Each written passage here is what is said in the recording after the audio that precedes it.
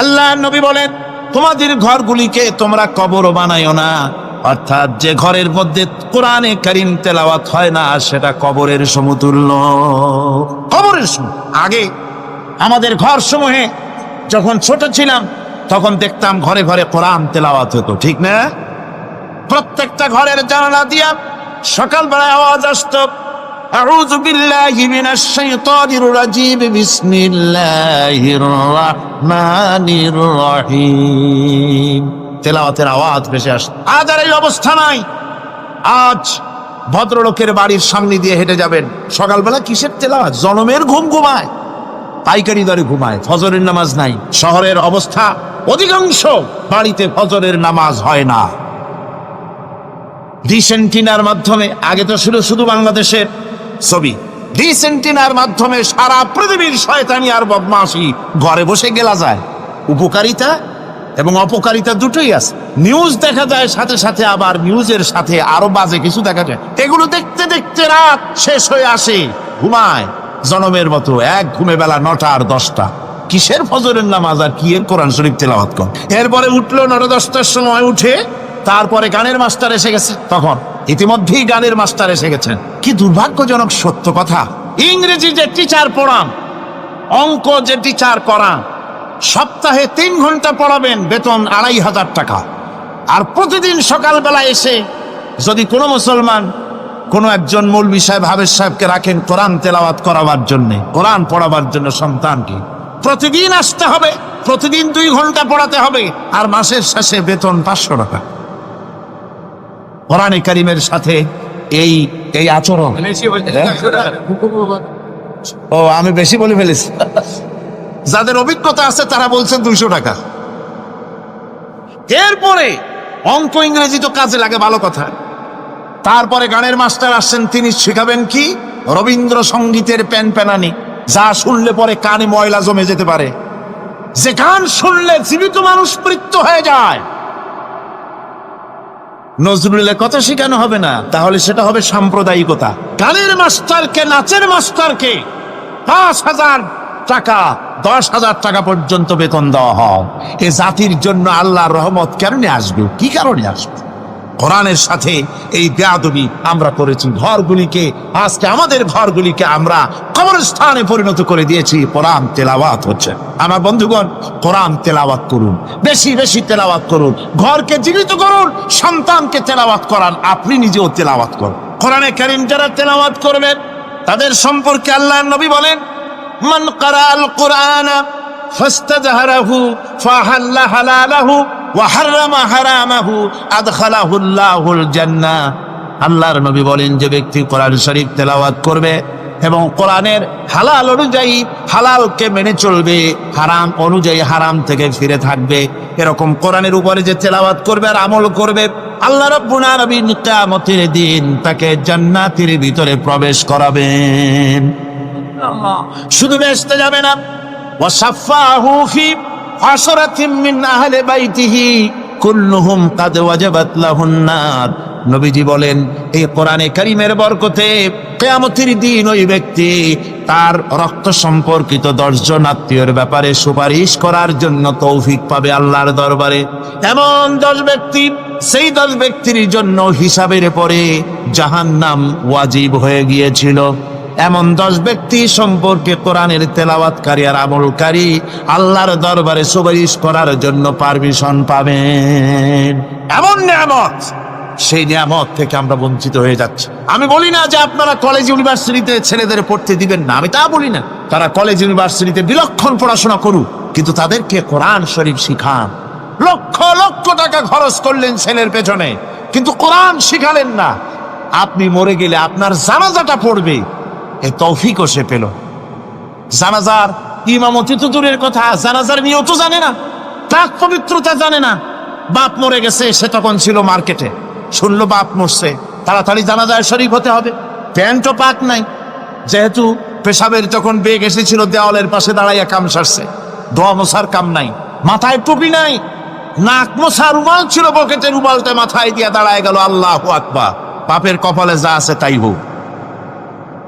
তারপরে বাপ মরে গেছে, কান্না শুরু করেছে, যেদিন মরছে সেদিন কাঁদতেছে, পরের দিন একটু মুখ মলিন কাঁদতে। নাম বল্টু মিয়া। তার আবার এক বন্ধু আছে, তার নাম শান্টু মিয়া। শান্টু মিয়া বলছে, মিয়া বল্টু কান্দো কেন? বাপ মরে গেছে। তা এগুলো বাঁচে নাকি? এগুলো মরেই যায়। আমার একটা ছিল, ওটাও মরছে। চিরকাল কারো বাপ থাকে। সুতরাং এত মন খারাপ কেন? আসো, ইন্ডিয়া থেকে ভালো একটা বই আসছে, সেটা দেখে এত আনন্দ পাবে। বাপ তো বাপ, 14 গোষ্ঠী মরলেও মনের দুঃখ মুছে যাবে। এরপরে বাড়ি এনে তাকে সিনেমার ছবি দেখানো হলো। ছবি সে দেখলো, ফেরার সময় বাপের কবরের কাছ থেকে যাওয়ার সময় দাঁড়িয়ে গেল ক্ষণিকের জন্য। আহারে বাপ, বিদায় হয়ে গেলা, কি দেব তোমার? কিছু তো নাই আমার কাছে। তাই সারা রাত ধরে যা কিছু দেখলাম এগুলি তোমার আমলনামায় দিয়ে গেল। জোরে কর নাউযুবিল্লাহ। আমি সমস্ত পিতাদেরকে বলতে চাই, সন্তানদেরকে কোরআন শিখা, কাজে লাগবে। কোরআন শিখালে কাজে লাগ। কোরআন শরীফ মুখস্থ কর, বেশি করে মুখস্থ করেন কোরআনে কারীম, আপনার ফায়দা হবে। হযরত ওমর রাদিয়াল্লাহু তাআলা আনহু বর্ণনা করছেন যে রাসূল কারীম সাল্লাল্লাহু আলাইহি ওয়াসাল্লাম বলেছেন, ইউকালু লিসাহিবিল কুরআনি ইকরা ওয়ারাত্তিল কামা কুনতা তুরাত্তিলু ফিদ দুনিয়া। কিয়ামতের দিন জান্নাতীদেরকে, বেহেশতীদেরকে আল্লাহ রাব্বুল আলামিন বলবেন, কোরআন শরীফ তেলাওয়াত করো আর উপরের দিকে উঠতে থাকো। কোরআনে যেভাবে দুনিয়ার বুকে কোরআনে কারীম তুমি মুখস্থ করেছিলে, ধীরে ধীরে তেলাওয়াত করতে, ওইভাবে ধীরে ধীরে কোরআন তেলাওয়াত করো আর উপরের দিকে উঠতে থাকো। আল্লাহ পাক বলতে থাকবেন, উপরের দিকে ওঠো, তেলাওয়াত করো আর ওঠো। উঠতে উঠতে যেই জায়গায় গিয়ে তোমার তেলাওয়াত শেষ হয়ে যাবে, জান্নাতের ওই জায়গাটা তোমার জন্য বরাদ্দ হবে। আবু দাউদ শরীফের হাদিস। জান্নাতের ওই জায়গাটা তোমার জন্য বরাদ্দ হবে। এখন যাদের শুধু সূরা ইখলাস আর সূরা কাউসার মুখস্থ, তারা তো 2 পা আগাই বসে যাবে, উঠতে পারবেন না। বেশি বেশি মুখস্থ করেন, হাফেজ কোরআন হন অথবা হাফেজের মতো হন। বেশি বেশি মুখস্থ করেন সূরা ইয়াসিন, সূরা দুখান, সূরা আর রহমান, সূরা ওয়াকিয়া, সূরা মুজাম্মিল, যে সমস্ত সূরা, বেশি সূরা আল আরাফ, সূরা কাহাফ, সূরা মারিয়াম ইত্যাদি মুখস্থ করেন। কিয়ামতের দিন কাজে লাগবে। জান্নাতের অত উঁচায় উঠতে পারবেন। হাফেজ কোন জায়গায় যাবে? সুবহানাল্লাহি ওয়া বিহামদি। 30 পারা কোরআন যার সিনার ভিতরে, জান্নাতের কোন জায়গাটা আল্লাহ তাকে বরাদ্দ করবেন? সুবহানাল্লাহ, সুবহানাল্লাহ। কোরআনে কারীমকে মুখস্থ করুন, বেশি করে মুখস্থ করুন। কোরআনে কারীমকে বেশি করে তেলাওয়াত করুন। এই কোরআনে কারীমকে যারা বেশি করে তেলাওয়াত করবে, তেলাওয়াত করতে গিয়ে যারা আল্লাহর কাছে কিছু চাওয়ার সময় পাবে না, তাদের সম্পর্কে রাসূল করিম সাল্লাল্লাহু আলাইহি ওয়াসাল্লাম বলেছেন, হাদিসে কুদসি, হাদিসে কুদসি রাসূল করিম সাল্লাল্লাহু আলাইহি ওয়াসাল্লাম বলেছেন, ইয়াকুলু রাব তাবারাক ওয়া তাআলা মান শাগালাহুল কুরআন আন যিকরি মাসআলাতি আতাইতুহু আফজালা মা উতিয়া সাইলি। আল্লাহর নবী বলেন, আমার আল্লাহ পাক বলেছেন, কোরআন তেলাওয়াত করতে গিয়ে যারা ব্যস্ত থাকে, কোরআন তেলাওয়াত করতে করতে যারা আমার কাছে হাত পেতে কিছু চাওয়ার সময় পায় না, যারা আমার কাছে হাত পেতে কিছু চায়, তাদের থেকে তেলাওয়াতকারীদেরকে আমি রব্বুল আলামিন বেশি করে দেই। সুবহানাল্লাহ। কোরআন তেলাওয়াত করতে করতে যারা আল্লাহর কাছে হাত পেতে চাওয়ার সময় পায় না, আল্লাহ পাক বলেন যারা চায় তাদের থেকে তেলাওয়াতকারীকে আমি বেশি দেই। আমার বন্ধুগণ, শুধু তাই নয়, এ কোরআনে কারীম যারা তেলাওয়াত করবে, আমল করবে, কিয়ামতের দিন তার মা বাপের মাথার উপরে আল্লাহ রাব্বুল আলামিন, আবু দাউদ শরীফের হাদিসে এসেছে, তার মা বাপের মাথার উপরে নূরের টুপি পরিধান করানো হবে। এমন নূরের টুপি, এমন নূরের তাজ পরানো হবে, চন্দ্র সূর্যের আলোকে ম্লান করে দেবে। হাসরবাসীরা প্রশ্ন করবেন, এ লোকটি কে? কোনো ফেরেশতা নাকি? বলে না। কোনো নবী নাকি? বলে না। তবে কি ইনি কে? জবাব হবে, ইনি হচ্ছেন সেই ব্যক্তি যিনি তার সন্তানদেরকে কোরআন শিখিয়েছিলেন। কোরআন শিখানোর কারণে আল্লাহ রাব্বুল আলামিন আজ তার মা বাপের মাথার উপরে নূরের টুপি পরিধান করে হাসরের ভিতরে মর্যাদা দিলেন। কিয়ামতের দিন দুনিয়া মর্যাদা পাওয়া যাবে, আখিরাতেও মর্যাদা পাওয়া যাবে যদি কোরআনে কারীমকে তেলাওয়াত করা যায়, আমল করা যায়, বোঝা যায়, তাহলে এই সমস্ত নিয়ামত আল্লাহ পাক দান করবেন। সুতরাং এই এত বড় নিয়ামত থেকে আমরা যেন কেউ বঞ্চিত হয়ে না যায়। কোরআন হচ্ছে এমন এক কিতাব যার তাফসীর লেখা হয় নাই। পৃথিবীতে এমন কোনো ভাষা নাই, পৃথিবীর উল্লেখযোগ্য সবগুলি ভাষায় কোরআনে কারিমের তাফসীর লেখা হয়েছে, কিন্তু কোন মুফাসসির আজ পর্যন্ত কথা বলেন নাই যে আমি যে তাফসীর লিখছি এর চাইতে ভালো তাফসীর আর কেউ লিখতে পারেও না আর পারবেও না, এটা শেষ, আর তাফসীর লেখা লাগবে না। এ কথা কেউ বলতে পেরেছে? জোরে বলেন, পেরেছে? পারে নাই। তার কারণ কি? আল্লাহ রাব্বুল আলামিন বলেন, قُلْ لَوْ كَانَ الْبَحْرُ مِدَادًا لِكَلِمَاتِ رَبِّي لَنَفِدَ الْبَحْرُ قَبْلَ أَن تَنفَدَ كَلِمَاتُ رَبِّي وَلَوْ جِئْنَا بِمِثْلِهِ مَدَدًا। আল্লাহ পাক বলেন, নবী আপনি বলুন, আমার রবের কথাগুলি লেখার জন্য যদি সমুদ্রের পানিগুলি, সমুদ্রের সমস্ত পানিগুলি যদি কালিতে পরিণত হয়ে যায়, আর আমার রবের কথাগুলি যদি লেখা শুরু হয়ে যায়, আমার রবের কথাগুলি লেখার পূর্বে সমস্ত সমুদ্রের পানিগুলি শেষ হয়ে যাবে, তারপরে যদি আবার সমুদ্র ভরে দেওয়া হয়, আরো যদি লেখা হয়, তবুও আমার রবের কথা লেখা শেষ হবে না। আল্লাহ রাব্বুল আলামিন বলেন, وَلَوْ أَنَّ مَا فِي الْأَرْضِ مِنْ شَجَرَةٍ أَقْلَامٌ وَالْبَحْرُ يَمُدُّهُ مِنْ بَعْدِهِ سَبْعَةُ أَبْحُرٍ مَا نَفِدَتْ كَلِمَةُ اللَّهِ।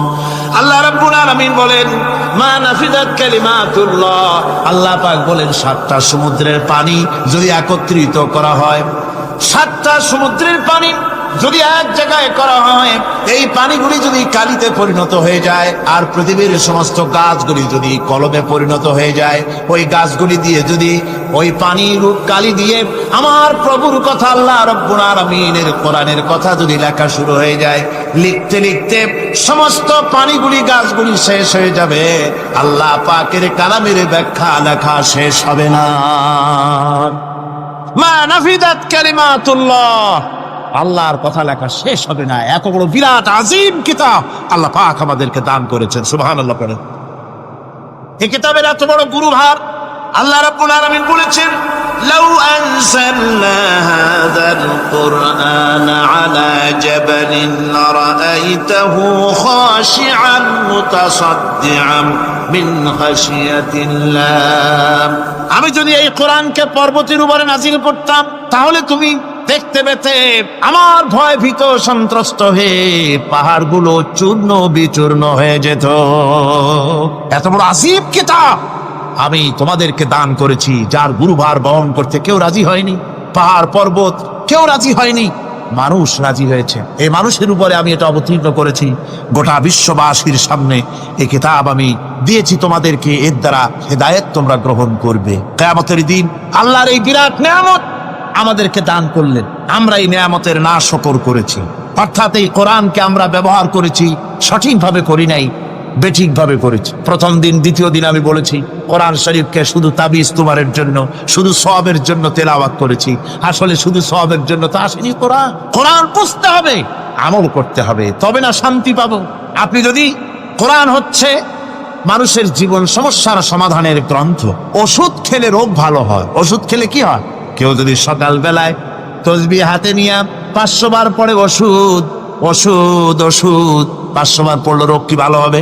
বরং রোগ আরো বাড়তে পারে। চিল্লে শীতের জন্য লেপ গায়ে যায় না দিয়া কেউ যদি চিল্লাইতে থাকে, জিকির করে লেপ্ত শোক লেপ্ত শোক লেপ্ত শোক, শীত কি বন্ধ হবে নাকি?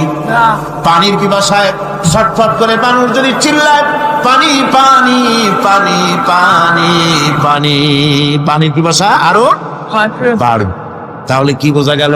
পিপাসা লাগলে পানি পান করতে হবে, শীত লাগলে কম্বলটা গায়ে দিতে হবে, রোগ হলে ওষুধটা খেতে হবে, তাহলে সব সমস্যার সমাধান হবে। অনুরূপ ভাবে আমরা শুধু কোরআনে কারীমকে তেলাওয়াত করি সওয়াবের নিয়তে, তার হুকুমগুলি জীবনের উপরে আমল করি না বলে আজকের জীবন আমাদের বিপর্যস্ত হয়েছে। ব্যক্তিতে, পরিবারে, রাষ্ট্রে শান্তি নাই, কোথাও শান্তি নাই এই কারণে। আর কিয়ামতের দিন রাসূল আসামি করবেন তাদেরকে যারা কোরআন অমান্য করেছে। রাসূল হবেন বাদী। বাদী হবেন কে? যারা বলেন কে বাদী হবে? রাসূল। আসামি হবে কারা? যারা কোরআন ছেড়ে দিয়েছে। আল্লাহ রাব্বুল আলামিন বলেন, وقال الرسول يا رب إن قوم اتخذوا هذا القرآن مهجورا। কিয়ামতের দিন রাসূল আল্লাহর দরবারে ফরিয়াদ করবেন, আয় আমার রব, আয় আমার আল্লাহ তাআলা, এই সমস্ত লোকগুলি তোমার কালামকে, তোমার কোরআনকে অপ্রয়োজনীয় জিনিস বলে তারা পরিত্যাগ করেছিল। কোরআনকে অপ্রয়োজনীয় মনে করেছে, কোরআনের সাথে ঠাট্টা করেছে, বিদ্রুপ করেছে, কোরআন শিক্ষা ভিক্ষার ঝুলি, শেখার বুলি মনে করেছে, কোরআনের কোনো মূল্য দেয় নাই, কোরআনের কোনো দাম দেয়নি, কোরআনের সাথে ঠাট্টা করেছে, কোরআনের আইনের সাথে ঠাট্টা করেছে, বিদ্রুপ করেছে। আমাদের দেশে শিক্ষাবিদ, চিন্তাবিদ, বুদ্ধিজীবী নাম ধরনের নামধারী এক শ্রেণীর লোকেরা কোরআনের সাথে সরাসরি বেয়াদবি করেছে। আহমদ শরীফ বলেছে পরকাল নাই, আল্লাহ বলছেন পরকাল আছে। আর আহমক, আহমদ তো না, ওটা কি? এই আহমক, সে বলেছে পরকাল নাই, বিবাহ মানি না, কবর আযাব মানি না, কিয়ামতের দিন বিচার হবে তাও মানি না, অস্বীকার করেছে, এটাকে নিয়ে ঠাট্টা করেছে। আহমদ শরীফ লিখেছেন নিজে যে আল্লাহ বলতে কেউ নাই, মানুষ তাকে চিন্তা করে সৃষ্টি করেছে, স্রষ্টা বলতে কেউ নাই।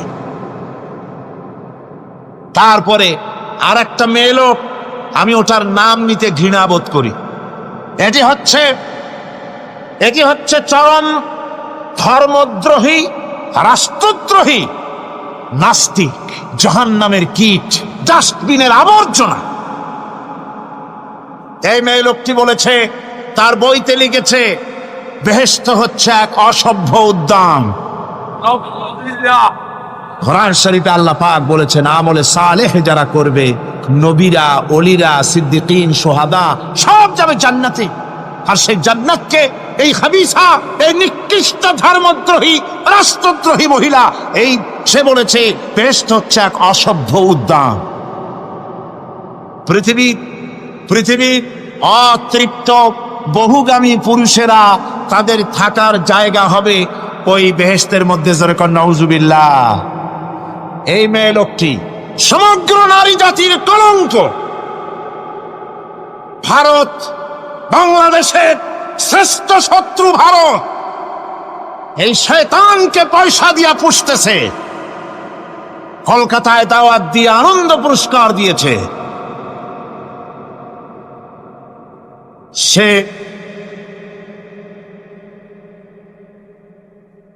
তার বইয়ের মধ্যে, কত বড় নির্লজ্জই মেয়ে, বইয়ের মধ্যে লিখছে, বাসে বসে আমি যখন দেখি ছেলেরা পেশাব করার জন্য বাস থামলি বাসের থেকে নেমে দেওয়ালের পাশে গিয়ে প্যান্টের বোতাম খুলে পেশাব করে, আর মেয়েরা চুপ করে বসে থেকে পেশাবের যন্ত্রণা নিয়ে কষ্ট পায়, আমি আনন্দ পাবো সেই দিন যেদিন মেয়েরাও বাস থেকে নেমে দেওয়ালের পাশে দাঁড়িয়ে পেশাব করতে পারবে। এটা কি একটা মানুষ? জানোয়ার, অসভ্য জানোয়ার একে জন্ম দিয়েছে, আল্লাহ ভালো জানে। আমার বন্ধুগণ, তার অসভ্যতার শেষ নাই। কোরআন নিয়ে ঠাট্টা করেছে, বলেছে আমার মা রাতের বেলায় ঝুলে ঝুলে সূরা ইয়াসিন পড়ে, আমি চিন্তা করি যে কত বাজে কাম করতেছে সে। বলছে আল্লাহ পাক কোরআনের মধ্যে পুরুষকে বেহেশতের হুরিদের কাঁচা মাংসের লোভ দেখাইয়া, মদ খাওয়াবার লোভ দেখিয়ে তাদেরকে নামাজ রোজা করার জন্য বাধ্য করতেছে। বেহেশতে কি শরাব, বেহেশতে কি মদ পান করানো হবে? না, বেহেশতে মদ পান করানো হবে না, মদ তো নাপাক জিনিস। আল্লাহ পাক বলছেন বেহেশতে পান করানো হবে, ওয়াসাকাহুম রাব্বুহুম শারাবান তাহুরা। জান্নাতের ভিতরে আল্লাহ পাক শারাবে তাহুর পান করাবেন, যেটা নিজেও পাক এবং যে পান করবে সেও পবিত্র হয়ে যাবে। সুবহানাল্লাহ। সুতরাং এই কোরআন নিয়ে ঠাট্টা বিদ্রুপ যারা করেছে, কিয়ামতের দিন আল্লাহর দরবারে তাদেরকে উঠতে হবে, আজ হোক কাল। আমি জানি না বাংলাদেশ সরকার ভারতের ভয়ের চোটে এই মেয়ে লোককে পুলিশ প্রহারা দিয়া পুষতেছে নাকি আমার বুঝে আসে না। বাংলাদেশ সরকারের পররাষ্ট্র মন্ত্রণালয় রীতিমতো আসামির কাঠগড়ায় দাঁড়িয়ে বিবৃতি দিয়েছেন এবং তাকে পুলিশ প্রহরার ভিতরে রেখেছে। বাংলাদেশের দণ্ডবিধি অনুযায়ী ওর তো ফাঁসি হয়ে যাওয়া উচিত। কোরআনের বিরুদ্ধে কথা বলেছে, আল্লাহর কোরআন নিয়ে ঠাট্টা করেছে। আমার বন্ধুগণ, কিয়ামতের দিন যখন এরা উপস্থিত হবে আল্লাহর দরবারে, আল্লাহ রাব্বুল আলামিন কোরআনের সাথে যারা ঠাট্টা করেছে, বিদ্রূপ করেছে, কোরআনের আইনকে নিয়ে যারা ঠাট্টা বিদ্রূপ মজাক উড়াইছে, কিয়ামতের দিন তাদেরকে বলা হবে ওয়াকিলাল ইয়াউমা নানসাকুম কামা নাসিতুম লিকা ইয়াউমিকুম হাদা। কিয়ামতের দিন আল্লাহ রাব্বুল আলামিন কোরআনের ঠাট্টাকারী, কোরআনের বিদ্রূপকারী, কোরআনের আইনের অমান্যকারীদেরকে বলবেন আমি আজকে তোমাদের ভুলে গেলাম, যেমন করে তোমরা এই দিনে আমার সঙ্গে সাক্ষাৎকারের কথা ভুলে গিয়েছিলে। তোমরা যেমন আমার আজকের এই কিয়ামতের দিনের কথা যারা ভুলে গিয়েছিলে, আজকে আমিও তোমাদেরকে ভুলে গেলাম। এরপরে কি হবে? ওয়ামা ওয়াকুমুন নার ওয়ামা লাকুম মিন নাসিরিন। আল্লাহ পাক বলেন এরপরে এদের জায়গা হবে জাহান্নাম, আর এদের সাহায্যকারীও কেউ থাকবে না, জাহান্নামে চিরকাল থাকতে হবে। এটা এই জন্যে যে তারা আল্লাহর কোরআনের সঙ্গে ঠাট্টা করেছে, বিদ্রূপ করেছে, কোরআনের আইন মানে নাই, কোরআনের আইনকে অমান্য করে চলেছে। এই জন্য কিয়ামতের দিন আল্লাহ রাব্বুল আলামিন তাদেরকে শাস্তি প্রদান করবেন। কোরআন পৃথিবীর বুকে আল্লাহ নাজিল করেছেন, শুধু তেলাওয়াত করবেন ঝুলে ঝুলে, এই জন্য নয়। কি জন্য নাজিল হলো? এবার উদ্দেশ্য শুনুন। আল্লাহ পাক বলেন আর রহমান আল্লামাল কোরআন। আল্লাহ রাব্বুল আলামিন তিনি হলেন এমন দয়াবান, এমন রহমান, যিনি কোরআন শিখালেন। কি কারণে শিখালেন? কোরআন নাজিলের উদ্দেশ্য কি?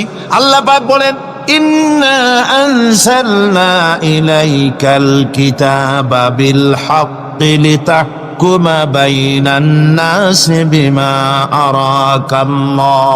আল্লাহ পাক বলেন এই কিতাব আমি আপনার প্রতি অবতীর্ণ করেছি এই জন্যে যাতে করে আপনি আল্লাহর প্রদর্শিত এই বিধান অনুযায়ী মানুষের উপরে বিচার ফয়সালা করতে পারেন। মানুষের উপরে আইন চলবে আল্লাহ। কার আইন? জোরে বলেন কার আইন? আলা লাহুল খালক ওয়াল আমর। সৃষ্টি যার, আইন চলবে কার? আল্লাহ পাক বলেন এই জন্য নাজিল করলাম, কোরআন নাজিল করেছে যাতে করে কোরআনের আইন দিয়ে বিচার ফয়সালা করতে পারেন, সেই জন্যই কোরআন নাজিল করলাম। আসলে আল্লাহ নবীর এই পৃথিবীতে আগমনের উদ্দেশ্য ওটাই ছিল। হুয়াল্লাযী আরসালা রাসূলাহু বিল হুদা ওয়া দীনিল হক লিইয়ুযহিরাহু আলাদ-দীনি কুল্লিহি ওয়া কাফা বিল্লাহি শাহীদা।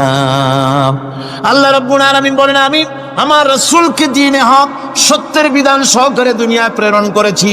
লিইয়ুযহিরাহু আলাদ-দীনি কুল্লিহি আয় লিইয়ুগলিবাহু আলা সাইরিল আদিয়ান।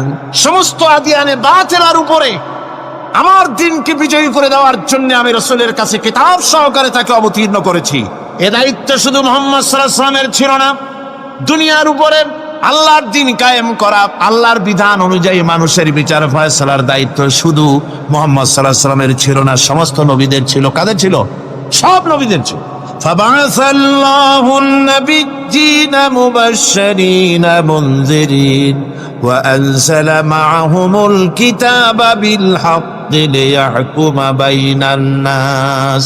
আল্লাহ পাক বলেন সমস্ত নবীদের কাছে আমি কিতাব অবতীর্ণ করেছি এই জন্য যে তারা সহজ এবং সোজা পথে যারা চলতে চায় তাদেরকে তিনি সুসংবাদ দিবেন, আর বাঁকা পথে যারা চলবে তাদেরকে তিনি জাহান্নামের ভীতি প্রদর্শন করবেন। আর আমি তার উপরে যে কিতাব অবতীর্ণ করেছি এই কিতাব দিয়ে জনগণের উপরে বিচার ফয়সালা করবে, আইন চলবে আল্লাহর কিতাব দিয়ে। আইন চলবে কি দিয়ে? আল্লাহর কিতাব দিয়ে। আল্লাহর কিতাব অনুযায়ী জনগণকে পরিচালিত করবেন। এই জন্য আমি এই কোরআনকে নাজিল করেছি, অতীত এই কিতাবগুলি নাজিল করেছি। কুল ইয়া আইয়ুহান নাসু ক্বাদ জাআকুমুল হাক্কু মির রাব্বিকুম। আল্লাহ পাক বলেন নবী আপনি বলে দেন, আপনি বলুন হে মানব সকল, আল্লাহর পক্ষ থেকে তোমাদের জন্য মহাসত্য এসেছে, এই মহাসত্য যদি অনুসরণ করো তোমাদের জন্য কল্যাণ করা হবে। ওমান দাল্লা ফাইন্নামা ইয়াদুল্লু আলাইহা। আর যদি কোরআনকে অমান্য করো, আল্লাহর কিতাবকে অমান্য করো, তাহলে তোমাদের জন্য অকল্যাণ হবে। আজ আপনারা বলেন আল্লাহর কিতাবের আইন কি আমাদের দেশে চলে? কোরআনের আইন কি চলে? চলে না। কোরআনের আইন চলে না। আমরা কি খুব শান্তিতে আছি? খুব আরামে আছি? শ্রমিকরা তাদের শ্রমের মূল্য পায়, কৃষক তার উৎপাদিত পণ্যের সঠিক দাম পায়, নারী তার সতীত্বের মর্যাদা পায়, জনগণ কি আরামে ঘুমাতে পারে? না, জনগণ রীতিমতো দুবেলা পেট পুরে সমস্ত জনগণ খেতে পারে। এর একমাত্র কারণ হচ্ছে কোরআনের আইনকে অমান্য করা হয়েছে। ভালো করে কান পেতে শুনুন, আল্লাহ রাব্বুল আলামিন কোরআনে কারীমের মধ্যে পরিষ্কার করে বলেছেন, ওয়ামান লাম ইয়াহকুম বিমা আনজালাল্লাহু ফাউলাইকা হুমুল কাফিরুন। যারা নাকি আমার দেওয়া বিধান অনুযায়ী, কোরআন অনুযায়ী যারা বিচার ফয়সালা করে না, ফাউলাইকা হুমুল কাফিরুন, ফাউলাইকা হুমুজ জালিমুন, ফাউলাইকা হুমুল ফাসিকুন। যারা আমার দেওয়া বিধান অনুযায়ী বিচার ফয়সালা করে না, তারা কাফির, তারা জালিম, তারা ফাসিক। সুতরাং এর ভিতরে এই জুলমের মধ্যে জালিমদের অন্তর্গত, ফাসিকদের অন্তর্গত হয়ে বাংলাদেশের বহু মুসলমান, পৃথিবীর বহু এলাকার মুসলমান এর মধ্যে লিপ্ত হয়ে আছে। কোরআনের আইন চালু না করলে পরে, কোরআনের আইন না মানলে পরে জালিম হতে হবে, কাফির হতে হবে, ফাসিক হতে হবে। অর্থাৎ যতখানি না মানবে ততখানি এই বিশেষণে বিভূষিত হতে হবে। এক শ্রেণীর লোক আছে যারা বলে বেড়ান ধর্ম আর রাজনীতি আলাদা। বলেন কিনা? জোরে বলেন, বলে কিনা? ধর্ম আর রাজনীতি আলাদা। তারা বলে আমরা ধর্ম নিরপেক্ষ থাকতে চাই। তারা কি থাকতে চায়? ধর্ম নিরপেক্ষ থাকতে চায়। কোরআনে কারিমে এই ধর্ম নিরপেক্ষবাদীদের ব্যাপারে কোরআন কি বলছে শুনুন। আল্লাহ রাব্বুল আলামিন বলেন, আলাম তারা ইলাল্লাযীনা ইয়াজউমুনা আন্নাহুম আমানু বিমা উনজিলা ইলাইকা ওয়া মা উনজিলা মিন ক্বাবলিক। আল্লাহ পাক বলেন, হে নবী, তুমি কি সেই সব লোকদেরকে দেখেছ যারা দাবি তো করে যে আমরা আল্লাহর উপর ঈমান এনেছি আর এই কিতাবের উপর ঈমান এনেছি, এর পূর্বে যত কিতাব নাজিল হয়েছে সেসব কিতাবের উপরেও ঈমান এনেছি। ধর্ম নিরপেক্ষবাদীরা তারা তো বলে না যে আল্লাহ মানি না, কোরআন মানি না, একথা বলে না, ওটা বলে না। কি বলে? সেই বলা কথাটি আল্লাহ এখানে অনেক আগে বলে রেখেছেন। ওরা বলে যে আমরা অবশ্যই আল্লাহকে মানি, আল্লাহর কিতাব মানি, এর পূর্বে যত কিতাব নাজিল হয়েছে সেগুলোও মানি, তবে ইউরিদুনা আইয়াতাহাকামু ইলাত তাগুত, তারা চায় তাদের জীবনের সমস্ত সমাধান সমস্যার জন্য তাগুতের কাছে যেতে চায়। তাগুতকে, আল্লাহকে বাদ দিয়ে তারা যেতে চায় কোথায়? তাগুতের কাছে। জোরে বলেন, কিসের কাছে যেতে চায়? তাগুতের কাছে। তাগুত বলে কারে? তাগুত বলা হয় যে নিজে আল্লাহর আইন মানে না এবং অপরকেও আল্লাহর আইন অমান্য করতে বাধ্য করে, তাকে বলা হয় তাগুত। ওরা বলে ধর্ম আর রাজনীতি আলাদা। কোরআন মানি কিন্তু কোরআনের আইন মানি না। ওরা কোরআন মানে ঠিকই, বলে যে কোরআন মানি, কিন্তু কোরআনের আইন মানে। তাহলে এ মানি বলার অর্থটা কি? এর মূল্যটা কোথায়? কোরআন যদি মানো তো কোরআন বলেছে সুদ খেও না, আমাদের দেশে সুদ চলছে না। কোরআন বলেছে বিবিকে পর্দায় রাখো, পর্দায় কি রাখা হচ্ছে? কোরআন বলেছে ওজনে কম দিও না, তা কি মানা হচ্ছে? কোরআন বলেছে আমার আইন দিয়ে দেশ শাসন করো, তা কি করা হচ্ছে? সুতরাং ধর্মনিরপেক্ষ মতবাদ যেটা, এই মতবাদটা কোরআনের দৃষ্টিতে কুফরি মতবাদ। ধর্মনিরপেক্ষ মতবাদ কি? জোরে বলেন, ধর্মনিরপেক্ষ মতবাদ কি? কোন মুসলমান, যে ব্যক্তি নিজেকে মুসলমান বলে দাবি করে, ধর্মনিরপেক্ষ মতবাদ সে বিশ্বাস করতে পারে না, জায়েজ নাই, হারাম। আফাতুমিনুনা বিবাদিল কিতাব ওয়া তাকফুরুনা বিবাদ, তোমরা কোরআনের কিছু অংশকে মেনে নিবে আর কিছু অংশকে করবে অস্বীকার। এটা যদি করো দুনিয়ার জীবনে পাবে দুনিয়ার জীবনে জিল্লতি আসবে, লাঞ্ছনা আসবে, আর কিয়ামতে পাবে জাহান্নামের শাস্তি। সুতরাং ধর্মনিরপেক্ষ মতবাদের অর্থ তারা বলে যে ধর্মহীনতা নয়, আসলে কিন্তু ধর্মনিরপেক্ষ মতবাদের অর্থই হলো ধর্মহীনতা। ঠিক কিনা কন? জোরে বলেন ঠিক কিনা? এই ধর্মনিরপেক্ষ মতবাদ আমাদের দেশের জন্ম হয় নাই, এর জন্ম হয়েছে ইউরোপ সভ্যতায়। প্রাচীন ইউরোপ সভ্যতায় এর জন্ম হয়েছিল, সেখান থেকে তার আন্ডা বাচ্চা ভারতে এসেছিল।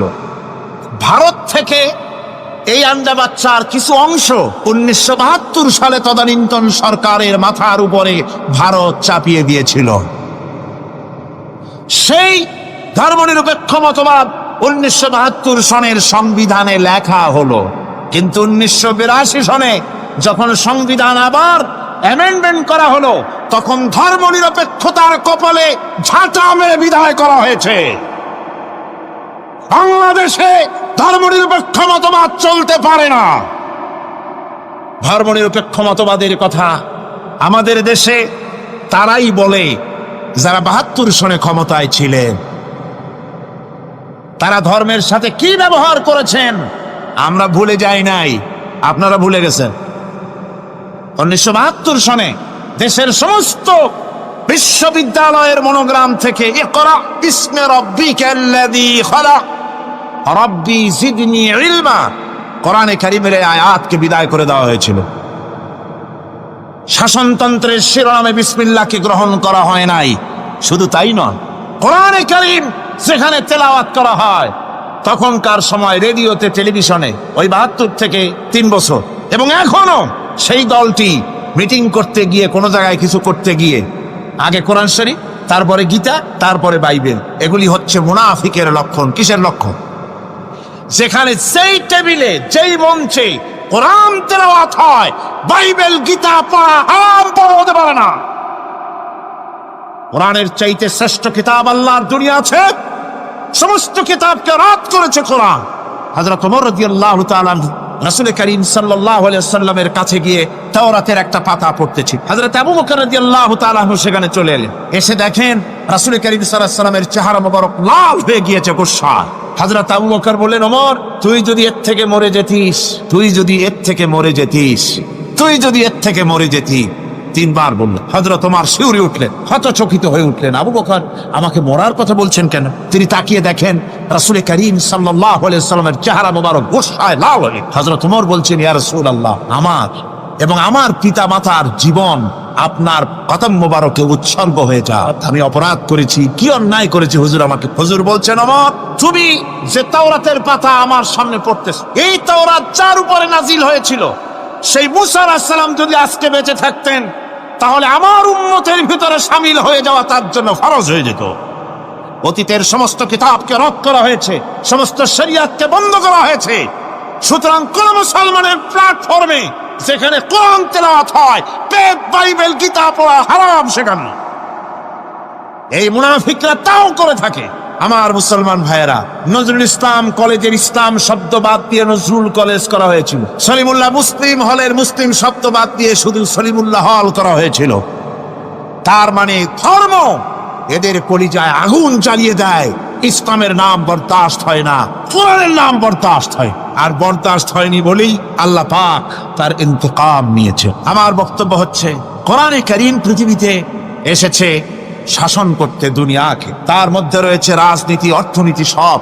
এই বিচার ফয়সালা কোরআন থেকে যারা গ্রহণ করে না, রাসূলকে যারা বিচারক মানে না, তাদের সম্পর্কে আল্লাহ পাক কি বলছেন শুনুন। ফালা ওয়া রাব্বিকা লা ইউমিনুনা হাত্তা ইউহাক্কিমুকা ফীমা শাজারা বাইনাহুম থুম্মা লা ইয়াজিদু ফী আনফুসিহিম হারাজাম মিম্মা কাদাইতা ওয়া ইউসাল্লিমু তাসলিমা। আল্লাহ রাব্বুল আলামিন বলেন, ফালা ওয়া রাব্বিক, কখনো নয় হে নবী, আপনার রবের কসম, কখনোই নয়, ওরা মুমিন নয় যারা নাকি তাদের জীবনের সব কিছুর ব্যাপারে যতক্ষণ পর্যন্ত আপনাকে বিচারক না মানে, আপনার দেওয়া ফয়সালাকে গ্রহণ না করে, এবং আপনি বিচার করার পর ফয়সালা দেওয়ার পরে এটার উপরে দ্বিধাহীন চিত্তে মেনে যতক্ষণ না নিবে, ততক্ষণ পর্যন্ত তারা যত ঈমানের দাবি করুক, তারা আসলে মুমিন না। এ ফতোয়া কার? এ ফতোয়া কার?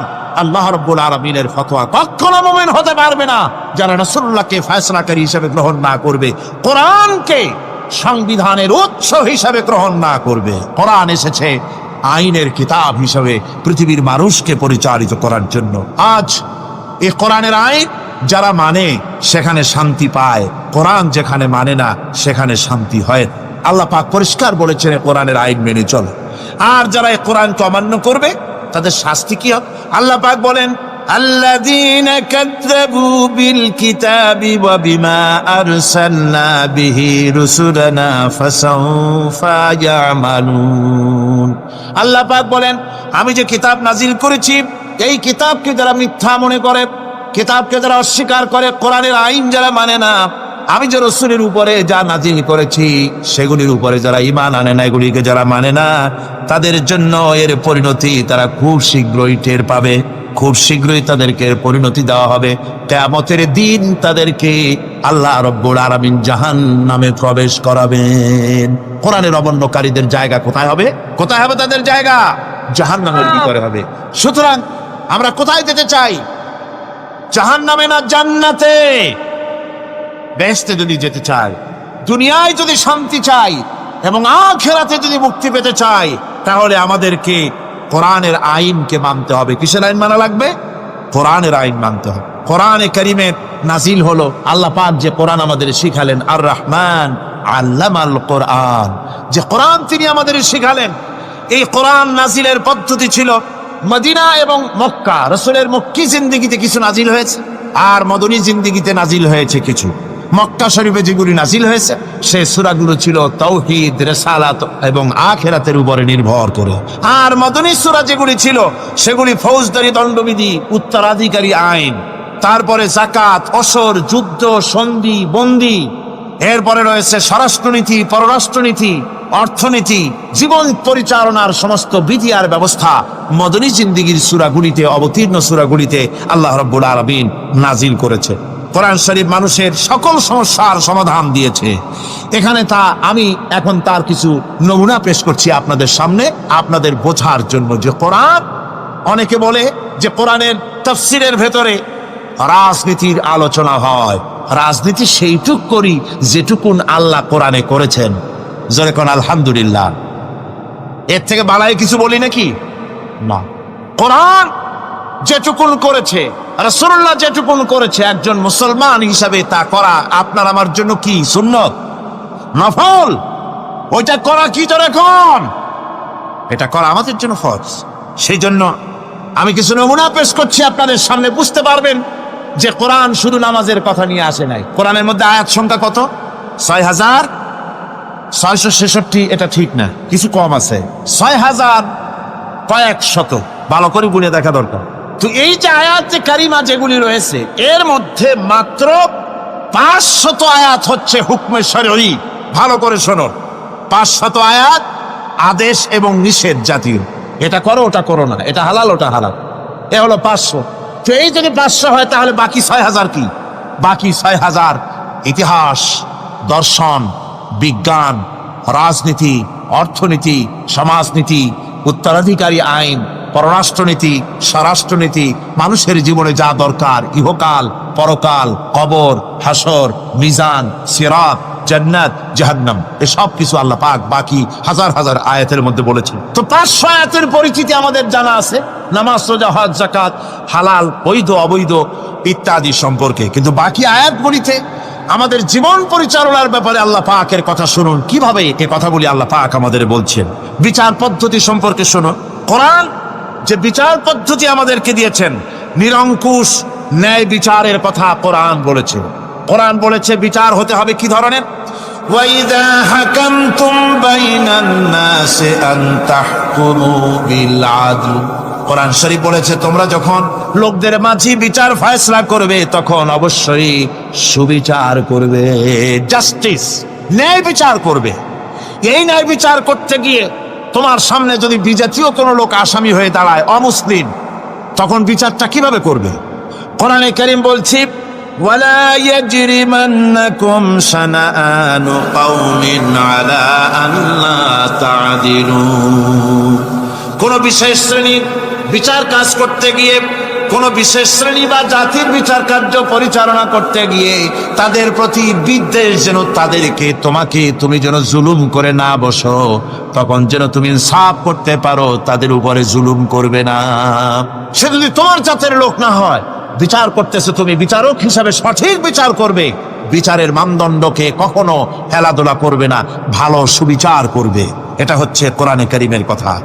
আর আত্মীয় স্বজনের বিচার সম্পর্কে বলা হচ্ছে যে তোমরা বিচার নিয়ে সুবিচার নিয়ে তোমরা দাঁড়াও, দণ্ডায়মান হও সুবিচার নিয়ে। মুসলমানেরা তোমরা যখন বিচার করবে, তখন এই বিচার করতে গিয়ে ওয়ালাউ আলা আনফুসিকুম আবিল ওয়ালিদাইনে ওয়াল আকরাবিন, সে যদি তোমার নিজের বিরুদ্ধেও যায় বিচার, তা যদি তোমার সন্তান সন্ততি ভাই ব্রাদার মা বাপ ইত্যাদির বিরুদ্ধেও যদি চলে যায়, ইয়াকুন গানিয়ান আও ফাকিরান, যদি সে গরিব হয় যদি সে ধনীও হয়, বিচারের বেলায় কোনো রকম তারতম্য করবে না, আপন হোক পর হোক বিচার করতে হবে সঠিক। এটা কার কথা? আল্লাহর। জোরে বলেন কার কথা? পৃথিবীর কোন ধর্মগ্রন্থের কথা বলেছে? পৃথিবীর কোন জাতি কথা বলেছে? কোরআন বলেছে এই সুবিচারের কথা। সুবিচার করতে হবে বিচারের বেলায়, খবরদার আপন পর এবং কোন ধর্মের লোক এই চিন্তা করতে যেও না। কোরআনে কারীমের মধ্যে রয়েছে ফৌজদারি দণ্ডবিধি, জুডিশিয়াল ল, ফৌজদারি দণ্ডবিধি। এখানে একটা কথা বলে নিতে হয়, আল্লাহর আইন। মূল কথাটা কি? আল্লাহর আইন।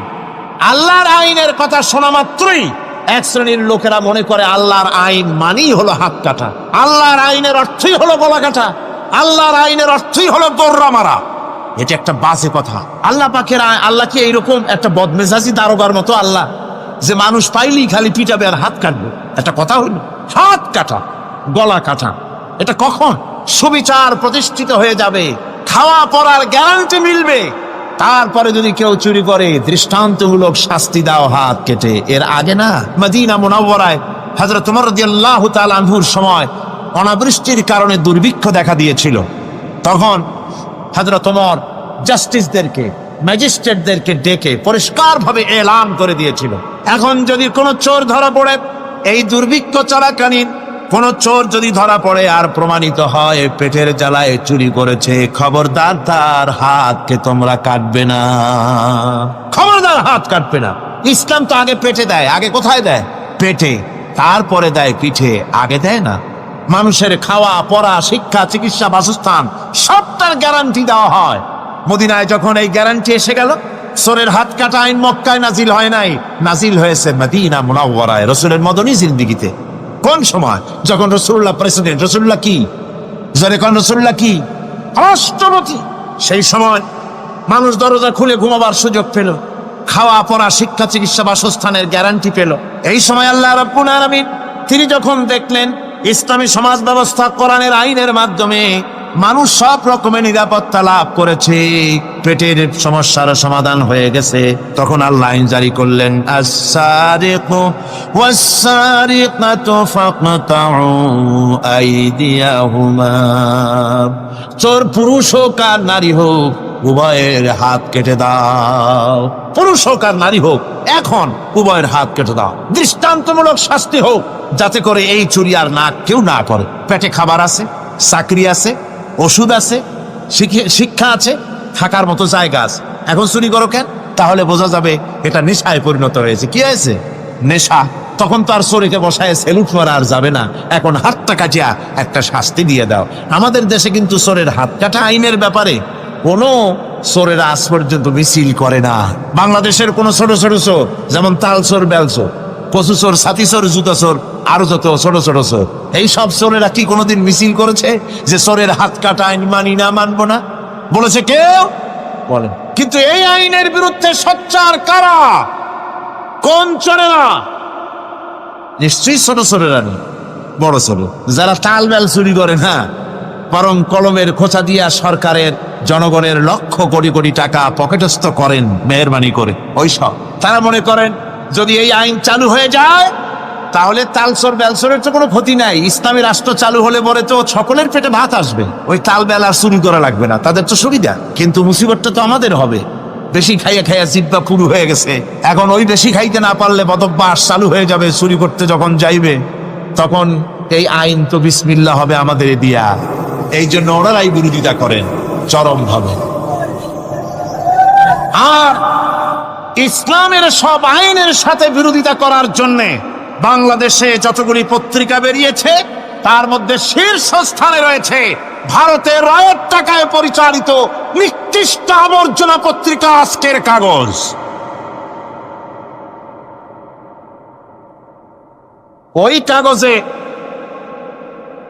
এই কাগজে একটা প্রবন্ধ লেখা হয়েছে আজ।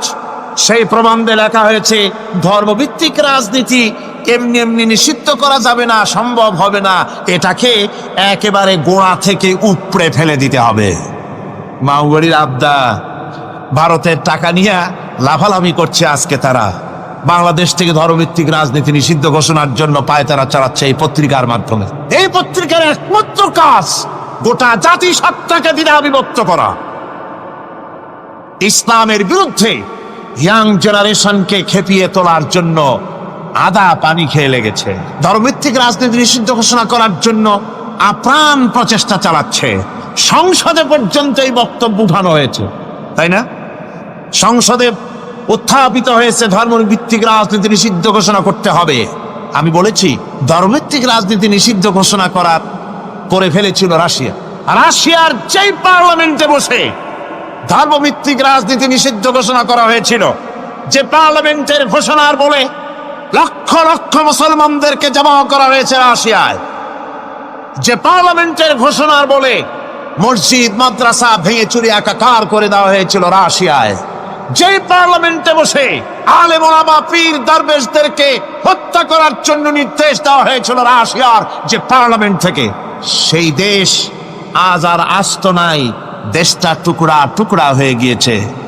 বাংলাদেশের পার্লামেন্টে আজকে যারা এই দুঃসাহসিক কথা বলছেন, ধর্মভিত্তিক রাজনীতি নিষিদ্ধ ঘোষণা করার কথা যারা উচ্চারণ করছেন, রাশিয়ার পার্লামেন্টের ইতিহাস ভুলে যাবেন না।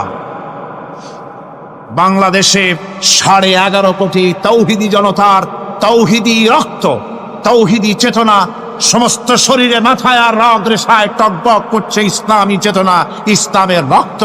এই মুসলমানদের সাথে আগুন নিয়ে খেলা করার চেষ্টা করো না। আমার বন্ধুগণ, কোরআনের আইন বন্ধ করার ক্ষমতা কারো নাই। আইন চালু হলে পরেই শান্তি আসবে। ওরা বিরোধিতা করছে, ওরা বলছে চোরের হাত কাটা আইন, এটা হচ্ছে একটা অমানবিক ব্যাপার। আইনটা কার? আল্লাহ। মানুষগুলি কার?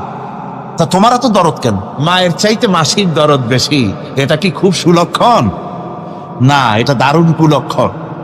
সুতরাং আল্লাহ রাব্বুল আলামিন তার আইন হচ্ছে শাশ্বত আইন। চোরের হাত কাটা আইন অর্থ এ নয় যে বাংলাদেশ ইসলামী দল যদি ক্ষমতায় আসে পাইকারি দরে চোরের হাত কাটা আরম্ভ করবে না। ততক্ষণ পর্যন্ত আইন চালু হবে না যতক্ষণ পর্যন্ত সমস্ত মানুষ তাদের কর্মসংস্থান না হবে, খাবার না পাবে, চাকরি বাকরি না হবে, খেয়ে পরে খাওয়া পড়া শিক্ষা চিকিৎসা বাসস্থান সবটার গ্যারান্টি মিলবে, তারপরে আইন চালু হবে। এর আগে আল্লাহ রাব্বুল আলামিন ফৌজদারি দণ্ডবিধির আওতার ভিতরে চোরের কি শাস্তি হবে তা বললেন, নরহত্যার শাস্তি কি হবে তাও আল্লাহ পাক এখানে বলছেন, ইয়া আইয়ুহাল্লাযীনা আমানু কুতিবা আলাইকুমুল কিসাসু ফিল কাতলা। আল্লাহ পাক বলেন তোমাদের প্রতি নরহত্যার শাস্তি স্বরূপ কিসাস নির্দিষ্ট করা হয়েছে, অর্থাৎ হত্যার বদলে হত্যা করা।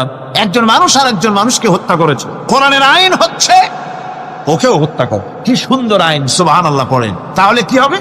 রেডিও টেলিভিশনে পত্র পত্রিকার মাধ্যমে যদি খবর ছড়ানো হয় যে হত্যাকারীর বিচার হবে কোরআনের আইন অনুযায়ী, প্রকাশ্য রাজপথে হত্যাকারীকে তাকেও যদি হত্যা করে দেওয়া হয়, এই দৃশ্য উপস্থিত জনতা যত দেখবে, পত্র পত্রিকায় খবর পাবে, টেলিভিশনের পর্দায় দেখতে পাবে, যারা দেখলো এই সব লক্ষ লক্ষ জনতার ভেতরে মানুষ হত্যা করার দুঃসাহস আর আসবে?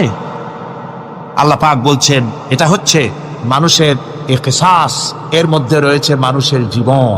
এরপরে নরহত্যার শাস্তি আল্লাহ পাক এভাবে কোরআনে কারীমের মধ্যে বললেন, জিনার শাস্তি আয-যানিয়াতু ওয়াজ-যানি ফাজলিদু কুল্লা ওয়াহিদিন মিনহুমা মিআতা জালদা।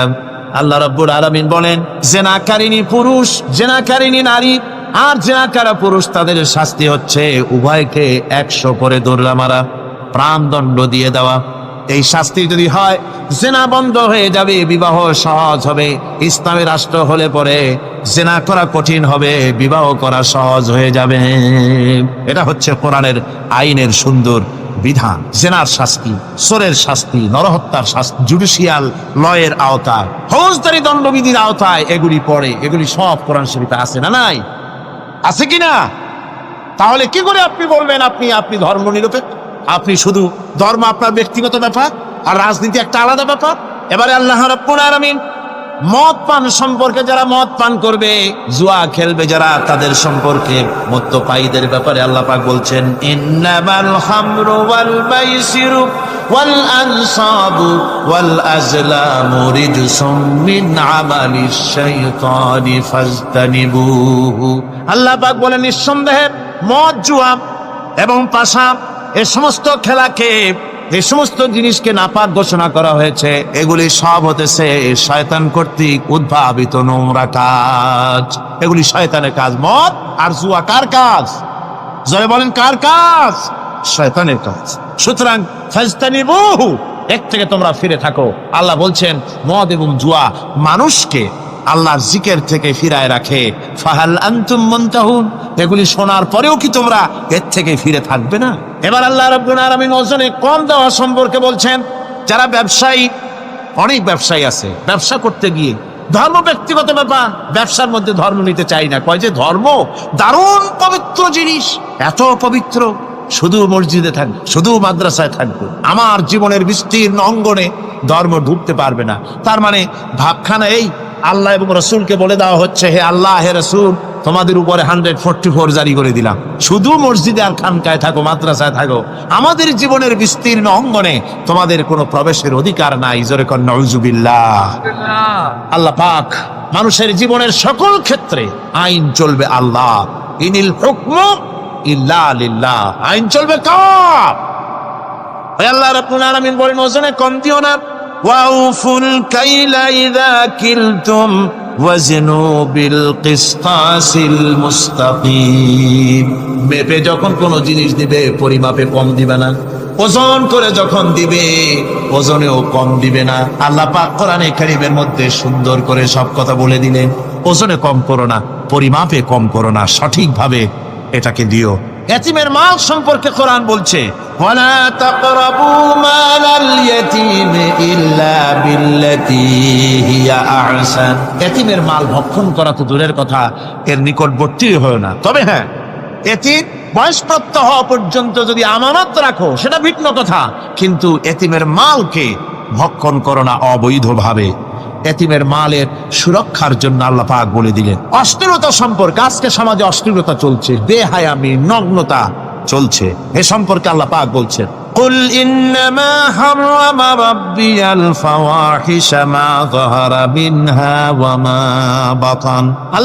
আল্লাহ পাক বলেন, হে নবী, আপনি বলে দেন, আমার প্রভু নিঃসন্দেহে প্রকাশ্য এবং অপ্রকাশ্য সব রকমের নির্লজ্জতা এবং পাপাচারকে নিষিদ্ধ ঘোষণা করেছেন, হারাম করে দিয়েছেন। প্রকাশ্য এবং অপ্রকাশ্য সব রকমের পাপাচারকে, নির্লজ্জতাকে আল্লাহ পাক নিষেধ করেছেন। আজকে আমাদের দেশের টেলিভিশনে যে সমস্ত নির্লজ্জ বিজ্ঞাপন দেওয়া হয়, নারী দেহের যে সৌন্দর্য প্রদর্শনী করা হয়, এ কি কোনো মুসলমান দেশের করা উচিত? কোন মুসলমানদের জন্য এটা কি বৈধ? আজ নির্লজ্জতা, বেহায়ামি ছড়িয়ে পড়ছে চতুর্দিকে। আল্লাহ পাক নিষেধ করছেন, হারাম করে দিয়েছেন। প্রকাশ্য অপ্রকাশ্য সব রকমের নির্লজ্জতা আল্লাহ পাক হারাম করেছেন। সুদ সম্পর্কে আল্লাহ পাক বলছেন, ওয়াহাল্লাল্লাহুল বাইআ ওয়া হারামার রিবা। আল্লাহ পাক বলেন, আমি সুদকে হারাম করেছি আর ব্যবসাকে করেছি হালাল। ব্যবসা করো, ব্যবসার মধ্যে বরকত আসবে। সুদ দিও না, সুদ দিও না। আজকে সুদের প্রচলন চলছে। আল্লাহর আইন না থাকার কারণে এমন একটা জঘন্য ধরনের অপরাধ আমার জাতি করছে, সুদের মতো নিকৃষ্ট পাপের সাথে গোটা জাতি জড়ায় গেছে। ঠিক কিনা কর? সুদ খাওয়া এবং দেওয়া কি? জোরে বলেন কি? এই সুদের মধ্যে রয়েছে 70টি গুনাহ। তার ছোট্ট গুনাহ হলো নিজের মাকে নেকাহ করা। জোরে কর নাউজুবিল্লাহ। এই মারাত্মক গুনাহ গোটা জাতি জড়িয়ে আছে। এই জন্যে আলহামদুলিল্লাহ, আল্লাহ শুকর আদায় করি যে এখন বাংলাদেশে ইসলামী ব্যাংক চালু হয়েছে, সুদমুক্ত ইসলামী ব্যাংকিং বাংলাদেশে চালু হয়েছে। কোন আলহামদুলিল্লাহ। এতদিন সুদী ব্যাংকে লেনদেন করেছেন, তার না হয় একটা জবাব দিতে পারবেন কিয়ামতের দিন যে আল্লাহ, সুদমুক্ত ব্যাংক ছিল না, পর্বটা কি? এই টাকা পয়সা নিয়ে বিপদে পড়ে গেছিলাম, চোরে নেবে, ডাকাতে নেবে, জীবন যাবে, তাই সুদী ব্যাংকে পয়সা রাখছিলাম। হয়তো একটা জবাব, থোড়া অজুহাত খাড়া করতে হয়তো বা পারবেন। কিন্তু সুদমুক্ত ব্যাংক চালু হওয়ার পর সুদী ব্যাংকের সাথে যারা লেনদেন করছেন আর নামাজ রোজাও করছেন, কি জবাব দেবেন কোন কিয়ামতে? নামাজে রক্ত হয়ে গেছে, উজুর পানি নাই, কি করবেন? নামাজ ছেড়ে দেবেন? কি করবেন? তায়াম্মুম করবেন। তায়াম্মুম করে নামাজের মুসল্লায় দাঁড়িয়ে গেছেন, এমন সময় উজুর পানির খবর এসে গেছে, কি হবে? তায়াম্মুম থাকবে না, ছুটে যাবে। ইসলামী ব্যাংক ছিল না বলে সুদী ব্যাংকগুলিকে তায়াম্মুমের মতো ব্যবহার করেছেন, কিন্তু ইসলামী ব্যাংক এসে গেছে, উজুর পানি এসে গেছে। এখন যদি সুদী ব্যাংকের সঙ্গে লেনদেন চালু রাখেন, মনে রাখবেন অবশ্যই কিয়ামতের দিন আল্লাহর দরবারে আসামির কাঠ গড়ায় দাঁড়াতে হবে। সুদের টাকা দিয়া গার্মেন্টস ফ্যাক্টরি করা হচ্ছে, উদ্বোধনের দিনে মৌলভী সাহেব, তাও পাওয়া যায়, অসুবিধা হয় না। মিলাদের দাওয়াত হয়েছে, কোন টাকা দিয়ে বানাইছে তা জানার দরকার কি? কিছু পয়সা তো হবে। মিলাদ করতে গেলেন, কোরআন তেলাওয়াত করলেন, দোয়া করলেন, বরকতের জন্য দোয়া করলেন। কোন জায়গায় বসে তেলাওয়াত করলেন আপনি? কার নামে দরুদ পড়লেন? কোন জায়গায় পড়লেন যে সুদের টাকা দিয়ে ঘরটা তৈরি হলো, আল্লাহর সাথে বাগাওয়াত করা হলো? আবার সেখানে সাইনবোর্ড লাগায়, হাদা মিন ফাদলি রাব্বি, এটা আমার প্রভুর অনুগ্রহ। নাউজুবিল্লাহ, প্রভুর অনুগ্রহ সুদের টাকা দিয়ে ঘর বানানো। কবি বলছেন, ये इमारत बनी है सूद से आए मेरे मुरब्बी, ये इमारत बनी है सूद से आए मेरे मुरब्बी, और उस पे लिखा है हादा मिन फضل रब्बी।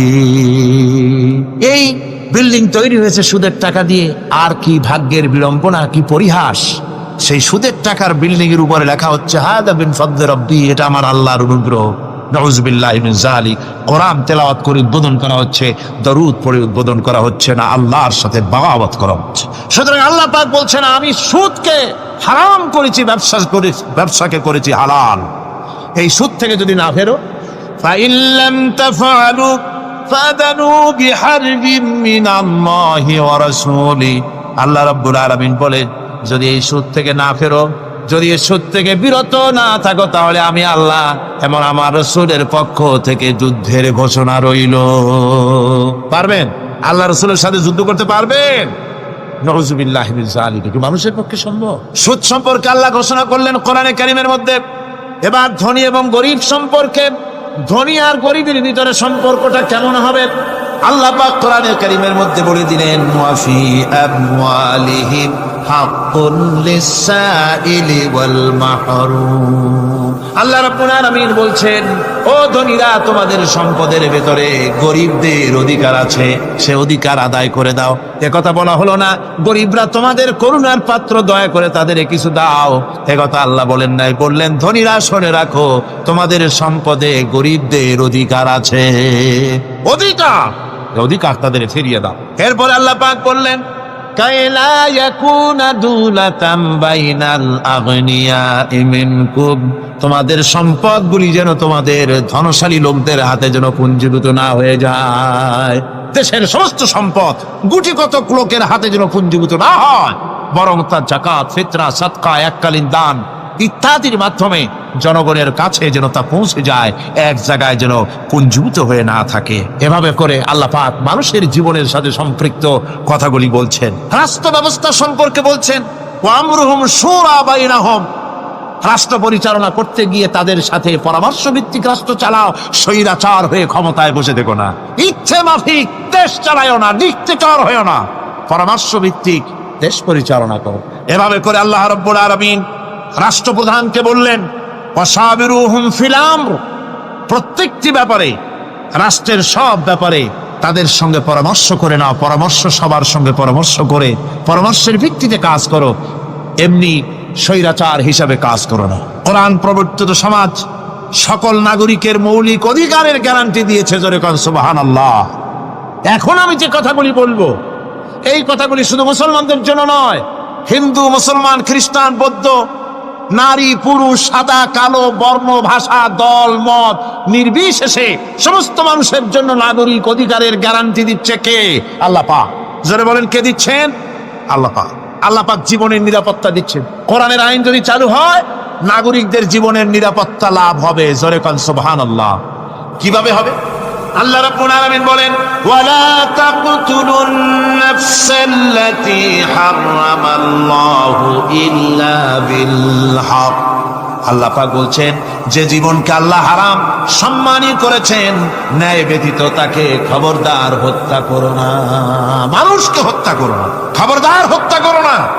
আল্লাহ পাক হত্যা নিষিদ্ধ ঘোষণা করে দিলেন আর বললেন, মান কাতালা নাফসান بغير نفس أو فساد فكأنما قتل الناس جميعا।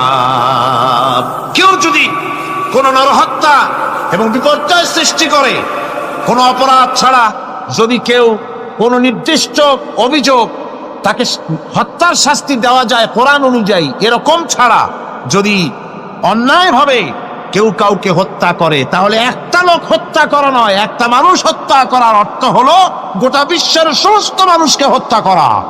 কে বলছেন এ কথা? আল্লাহ পাক বলছেন। আর একটা মানুষকে যদি বাঁচায় দেওয়া যায়, তাহলে সে যেন গোটা পৃথিবীর সমস্ত মানুষকে বাঁচায় দিল। এ কথা কে বললেন? আল্লাহ সুবহানাহু ওয়া তাআলা বলেছেন। এরপরে নরহত্যা যারা করবে তাদের জন্য রয়েছে শাস্তি। কি শাস্তি? আল্লাহ পাক বলছেন, ওমাইয়াকতুল মুমিনান মুতাআম্মিদান ফাজাযাউহু জাহান্নামু খালিদান ফিহা ওয়াগাদিবাল্লাহু ওয়া লা'নাহু ওয়া আ'আদ্দা লাহু আযাবান আযীমা। আল্লাহ পাক বলছেন, ওমাইয়াকতুল মুমিনান মুতাআম্মিদান, যে ব্যক্তি কোনো মুমিনকে ইচ্ছে করে হত্যা করলো, ফাজাযাউহু জাহান্নাম, তার শাস্তি কি? যারা বলেন শাস্তি কি? খালিদ, সেই জাহান্নামে চিরকাল তাকে থাকতে হবে। ওয়া গাদিবাল্লাহ ওয়া লানাহু, আর তার উপরে আল্লাহর গজব, আল্লাহর লানত, চিরকাল এই শাস্তি তাকে জাহান্নামে ভোগ করতে হবে। এই কথাগুলি না জানার কারণেই আজকে কলেজ বিশ্ববিদ্যালয়গুলিতে মানুষ হত্যা চলছে পাখি হত্যার মতোই। ঠিক কিনা গণ? বিশ্ববিদ্যালয়গুলিতে কলেজগুলিতে মায়ের কোল খালি করা হচ্ছে, পিতাকে কাঁদানো হচ্ছে। কত আশা করে ছেলে পাঠানো হয় কলেজ ইউনিভার্সিটিতে, আর সেখানে সামান্য নিজের দলের প্রাধান্য বিস্তার করার জন্য পরমা সহিষ্ণুতা নাই, সমানে হত্যা করা হচ্ছে। এভাবে হত্যা করা হচ্ছে রাজশাহীতে, হত্যা করা হচ্ছে ঢাকায়, চট্টগ্রামে, খুলনায়। আপনারা অবাক হবেন, খুলনায় যেভাবে হত্যা করলো একজন নেতৃস্থানীয় ব্যক্তি, যিনি খুলনায় গিয়ে বললেন, আমি লাশ চাই, লাশ চাই। তার উপস্থিতিতে ইসলামী ছাত্র শিবিরের দৌলতপুর বিএল কলেজের জিএস আব্দুল হালিম মুন্সি মসজিদে নামাজ পড়তে গিয়েছে, সেই অবস্থায় তাকে মসজিদের ভিতরে গুলিবিদ্ধ করেছে। জান বাঁচাবার জন্য এই ছেলে পার্শ্ববর্তী পুকুরের মধ্যে ঝাঁপায় পড়েছে, সেখান থেকে তাকে টেনে তুলে তাকে কোপানো হচ্ছে। সে টানি টানি বলে চিল্লাচ্ছে। এই অবস্থায় মসজিদের সিঁড়ির উপরে কাত করে তাকে জমা করা হয়েছে।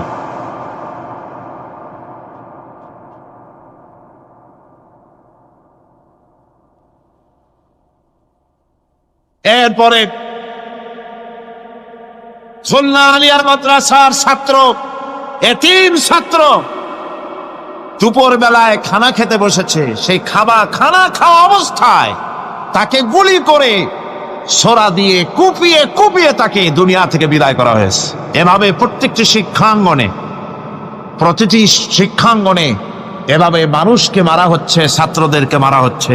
যারা মারছে, আমি তাদের উদ্দেশ্যে বলতে চাই, যারা তোমরা মানুষ হত্যা করতেছো, পাখির মতো শিকার করতেছো, মনে রেখো আল্লাহর বিচার দু রকমের হয়। একটা হয় দুনিয়ায়, আর একটা হয় আখিরাত। দুনিয়ায় তুমি যার সন্তানকে হত্যা করেছো, যার সন্তানকে হত্যা করে যার মা বাপকে কাঁদাইছো, দুনিয়ার শাস্তিটা এভাবে আল্লাহ তোমাকে দিবেন, তুমিও নিহত হবে। তুমি যাকে হত্যা করেছিলে তার মা বাপ যেমন কেঁদেছে, তোমার মা বাপও তেমন কাঁদবে। তুমি যদি কাউকে হত্যা করে তার স্ত্রীকে বিধবা করে থাকো, তোমাকেও আল্লাহ হত্যা করাবেন। এবং তোমার স্ত্রীও বিধবা হবে।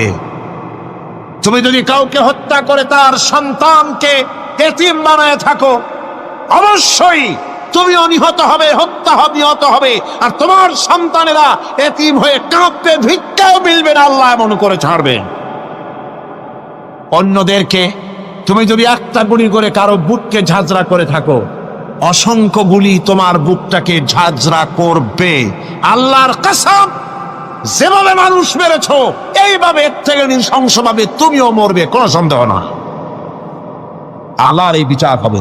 সুতরাং আল্লাহর এই বিচারের কথা কোরআন থেকে যারা জানে তারা সন্ত্রাস করে না। এই জন্য কলেজ বিশ্ববিদ্যালয় সমূহে সন্ত্রাস হয়, মাদ্রাসাগুলিতে সন্ত্রাস হয় না বললেই চলে। কথা কি ঠিক বললাম না বাড়ায় বললাম? সন্ত্রাসের কারণে টাইটেল মাদ্রাসা বন্ধ হয়েছে কয়টা বাংলাদেশে? ফাজেল মাদ্রাসা কয়টা? দাখিল কয়টা? ইল্লা মাশাআল্লাহ দুই একটা হতে পারে কোথাও, কিন্তু তা হয় না। কারণ মাদ্রাসায় এই সব কথা পড়ানো হয় যা আমি বললাম। কোরআন থেকে যে কথাগুলি বললাম এগুলি কোথায় পড়ানো হয়? আজকে যদি কলেজ বিশ্ববিদ্যালয় সমূহে কোরআন পড়ানো হতো, তাফসীর পড়ানো হতো, তাহলে বিশ্ববিদ্যালয় থেকে রবীন্দ্রনাথ আর সূর্য সেনের পা চাটা উলামা বের হতো না, শহীদ তিলকি বেরিয়ে আসতো, টিপু সুলতান বেরিয়ে আসতো, সালাউদ্দিন আইয়ুবী বেরিয়ে আসতো। দুর্ভাগ্যজনক আজ কলেজ বিশ্ববিদ্যালয়গুলিতে আল্লাহর কোরআন পড়ানো হয় না বলে আমাদের পাঠানো সোনার টুকরা ছেলেগুলি কয়লার টুকরা হয়ে ফিরে আসতেছে। বন্ধুগণ, জীবনের নিরাপত্তা দিচ্ছেন আল্লাহ পাক। কোরআনের আইন চালু হলে মানুষকে হত্যা করা হবে না, কেউ কাউকে মারতে পারবে না, মারলে তাকেও নিহত, হত্যা করা অবশ্যই হবে। সম্পদের নিরাপত্তা দিচ্ছেন আল্লাহ, গ্যারান্টি।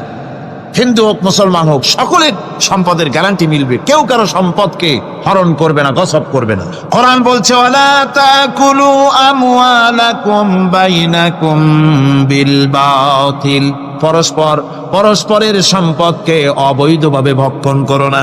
সম্মানের নিরাপত্তা হচ্ছে ইসলামী সমাজ চালু হয়ে গেলে আল্লাহ রাব্বুল আলামিন সম্মানের নিরাপত্তা দিবেন প্রত্যেক নাগরিকের। আল্লাহ পাক বলছেন ইয়া আইয়ুহাল্লাযীনা আমানু লা ইয়াসখার কওমুম মিন কওমিন, হে বিশ্বাসীরা তোমরা এক গোত্র আর এক গোত্রকে ঠাট্টা করো না। চাষিরা তাঁতিদেরকে গালি দিও না, তাঁতিরা চাষিদেরকে, জেলেদেরকে গালি দিও না। এক গোত্র আর এক গোত্রকে ঠাট্টা করো না, বিদ্রুপ করো না। ওয়ালা তালমিজু আনফুসাকুম ওয়ালা তানাবাজু বিল আলকাব, একে অপরের দোষ গেয়ে বেরিও না, একে অপরকে খারাপ নামে ডেকো না, একে অপরের কুৎসা রটনা করো না। আল্লাহ নিষেধ করেছেন। ইসলামী সমাজ হলে পরে মানুষ সব দিক থেকেই নিরাপত্তা পাবে, গ্যারান্টি পাবে, ব্যক্তি স্বাতন্ত্র্যের প্রাইভেসির নিরাপত্তা পাবে। কারো ঘরের মধ্যে কেউ হঠাৎ করে ঢুকবে না, অর্ডার নিয়ে ঢুকতে হবে, পারমিশন নিয়ে ঢুকতে হবে। আল্লাহ পাক বলেছেন লা তাদখুলু বুয়ুতান গায়রা বুয়ুতিকুম হাত্তা তাস্তানিসু ওয়া তুসাল্লিমু আলা আহলিহা, অন্যের ঘরের মধ্যে পারমিশন ব্যতিরেকে প্রবেশ করো না।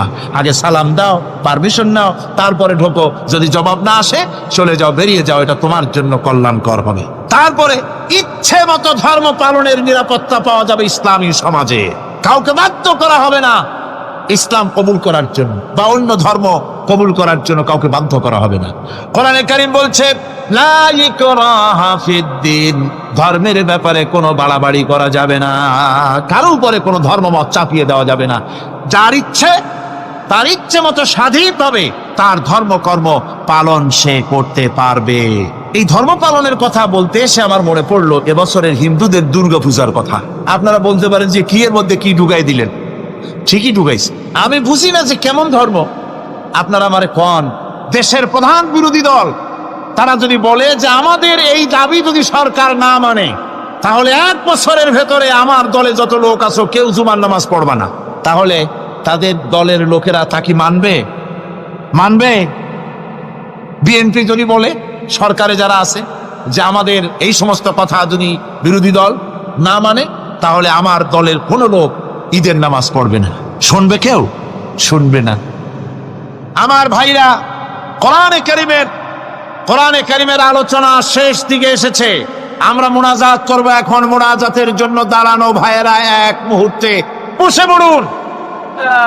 আজকে আপনাদের জন্য দারুণ সুখবর আছে। আজ কোরআনে কারীমের আলোচনা শুনে কোরআনে কারীমের প্রতি মুগ্ধ হয়ে ইসলামের আদর্শ উদ্বুদ্ধ হয়ে 5 জন অমুসলিম ভাই ইসলাম কবুল করতে এসেছে।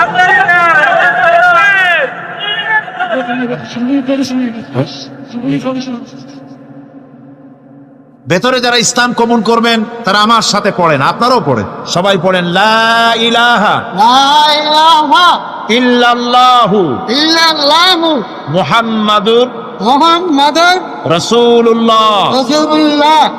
আল্লাহ ছাড়া কোনো ইলাহ নাই, মাবুদ নাই, উপাস্য নাই।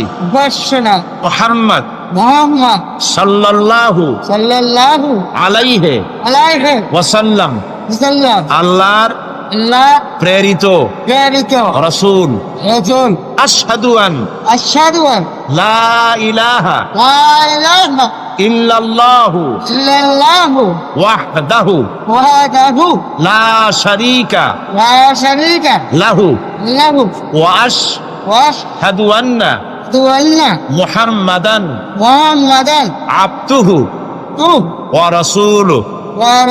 আমি সাক্ষ্য দিচ্ছি আল্লাহ ছাড়া কোনো ইলাহ নাই, মাবুদ নাই, উপাস্য নাই। তিনি এক, একক, নিরঙ্কুশ, তার কোনো অংশীদার নাই।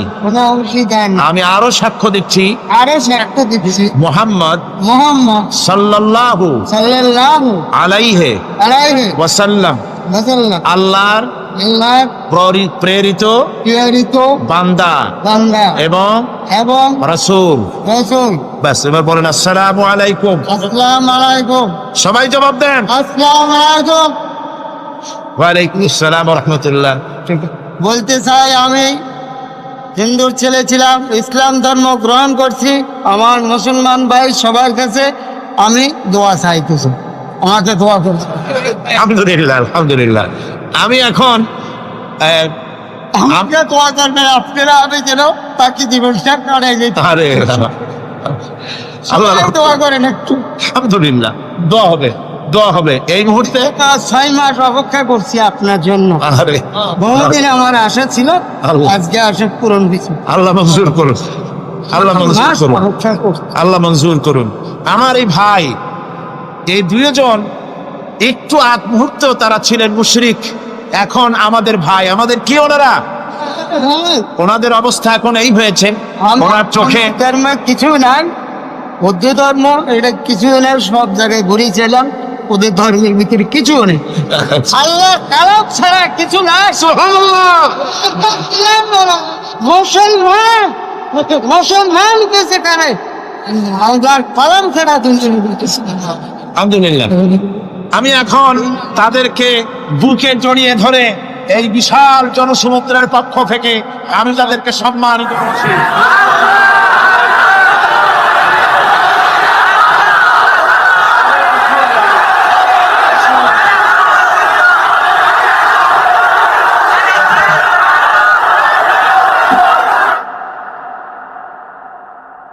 আমরা মুনাজাত করব, আল্লাহর কাছে দোয়া করব।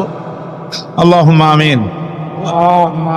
ربنا ظلمنا أنفسنا وإن لم تغفر لنا وترحمنا لنكونن من الخاسرين. آمين. ربنا لا تزغ قلوبنا بعد إذ هديتنا وهب لنا من لدنك رحمة إنك أنت الوهاب. رب العالمين, দীর্ঘ রজনী পর্যন্ত তোমার বান্দারা লক্ষ লক্ষ মানুষ কোরআনে কারীমের কথা শুনেছে, তোমার হাবিবের কথা শুনেছে। আয় আল্লাহ তাআলা, তুমি দয়া করে মেহেরবানি করে তেলাওয়াত এবং দরুদ ও সালামের সওয়াব রাসূল করিম সাল্লাল্লাহু আলাইহি ওয়াসাল্লামের রূহ মুবারকে পৌঁছে দাও।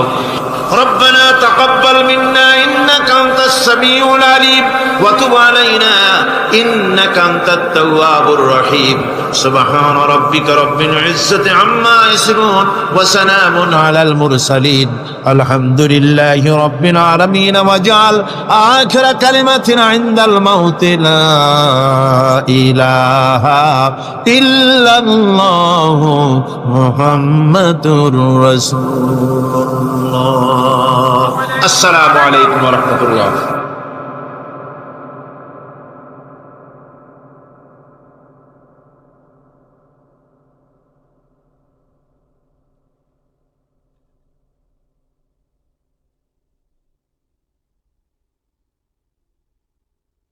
আবু আইয়ুব আনসারীর ঘরের সামনে গিয়ে ওঠ দাঁড়িয়ে গেল।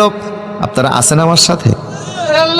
আবু আইয়ুব আনসারী আল্লাহর নবীর আসবাবপত্র সব ঘরে নিয়ে গেলেন। রসুল মদিনাতে এসেছে, একটা বাড়িতে অবস্থান করতেছে, সংবাদ সারা মদিনায় ছড়িয়ে পড়ল। দলে দলে লোকজন রসুলের সঙ্গে সাক্ষাৎ করতে আসলো। এদের ভিতরে অমুসলিমও ছিল, মুশরিক ছিল, ইহুদি ছিল, খ্রিস্টান ছিল। ইহুদিদের একটা দল, ওই কমিউনিটির ইহুদিদের ভিতরে সবচেয়ে বড় যিনি আলেম ছিলেন, জ্ঞানী ছিলেন, বড় নেতা ছিলেন, নাম ছিল আব্দুল্লাহ ইবনে সালাম। কি নাম? যুবকরা কথা বলতেছে না, কি নাম? আব্দুল্লাহ ইবনে সালাম রসুলের সঙ্গে সাক্ষাৎ করলেন, আপাদ মস্তক দেখলেন, চেহারার দিকে তাকিয়ে বললেন, মুহাম্মদ সাল্লাল্লাহু, আমি ইহুদিদের নেতা, আমার আদেশে হাজার হাজার ইহুদি অনুসরণ করে। মদিনার কমিউনিটিতে আমি সবচেয়ে বড় আলেম, তাওরাতের হাফেজ। ইন্নী সাইলুকা আন সালাসিন লা ইয়ালামুহুন্না ইল্লা নাবিয়্যুন। আমি আপনাকে তিনটি প্রশ্ন করব, আমার বিশ্বাস নবী সারা পৃথিবীর কেউ এই তিনটি প্রশ্নের অ্যান্সার জানে না।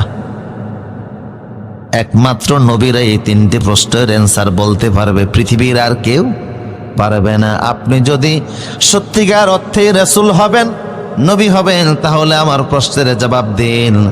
রাসূল বললেন, তুমি প্রশ্ন করো। তিনি বললেন, আমার প্রথম প্রশ্ন হলো, আউয়ালু আশরাতুস সাআ মা হিয়া? মা হিয়া আউয়ালু আশরাতুস সাআ? কিয়ামত তো হবেই, পৃথিবী ধ্বংস তো হবেই, সাধারণ পৃথিবী আসমান জমিন সহকারে সব ধ্বংস হয়ে যাবে। কিন্তু কিয়ামত ধ্বংস, পৃথিবী ধ্বংস হওয়ার আগে কিছু কিছু আলামত ঘটবে। কিয়ামত, পৃথিবী ধ্বংস হওয়ার আগে বড় বড় কিছু আলামত সংঘটিত হবে। তার ভিতর থেকে পৃথিবী ধ্বংসের, কিয়ামতের বড় বড় আলামতের প্রথম আলামতটা কি? দ্বিতীয় প্রশ্ন, ইয়া রাসূলুল্লাহ, আউয়ালু তুআমিন ইয়াকুলু আহলুল জান্নাহ? জান্নাতের সেই প্রথম খাদ্য কি, যেটা জান্নাতীরা প্রবেশ করেই খাবে? তৃতীয় প্রশ্ন হলো, মা হিয়া ইয়ানজাউল ওয়ালাদু ইলা আবিহি ওয়া ইলা উম্মিহি? কখন সন্তান তার মায়ের মতো হয়, কখন সন্তান তার বাবার মতো হয়? রাসূল বললেন, আব্দুল্লাহ ইবনে সালাম, তুমি এখন আমারে প্রশ্ন করেছো, কিছুক্ষণ আগে জিব্রাইল তোমার প্রশ্নের অ্যান্সারগুলি আমারে জানিয়ে দিয়ে গিয়েছে। তোমার প্রশ্ন হচ্ছে কিয়ামতের প্রথম আলামত কি? আছেন আপনারা? কিয়ামত তো হবেই, এটাকে অস্বীকার করার কোনো সুযোগ, কিন্তু কবে হবে, কখন হবে? ইন্নাল্লাহা ইনদাহু ইলমুস সাআ, সেটা আল্লাহ ভালো জানেন। জিব্রাইল রাসূলুল্লাহকে প্রশ্ন করেছে, ও রাসূল, কিয়ামত কখন হবে আপনি বলেন। রাসূল বলছিলেন, মাল মাসউলু আনহা বিআলাম মিনাস সাইল। জিব্রাইল, আমি জানি না, আপনি জানলে বলেন।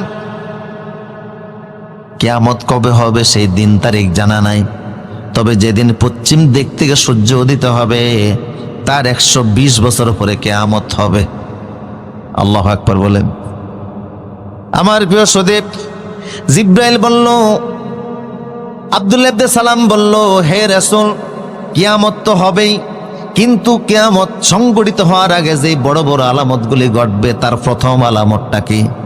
রাসূল বললেন, প্রথম আলামত হলো ওহিয়া নারুন তাহশুরুন নাসা মিনাল মাশরিকি ইলাল মাগরিব। কিয়ামতের প্রথম আলামত হলো পূর্ব দিক থেকে একটা আগুনের কুণ্ডলী বের হবে, আগুনের ধোঁয়া বের হবে, জাপান থেকে বের হবে। কোন দিক থেকে? এই আগুনের কুণ্ডলী ভারত, পাকিস্তান, চীন, মঙ্গোলিয়া সহকারে বাংলাদেশ সহ এই পূর্বাঞ্চলের মানুষদেরকে তাড়ায়া পশ্চিম দিকে নিয়ে যাবে। আল্লাহু আকবার।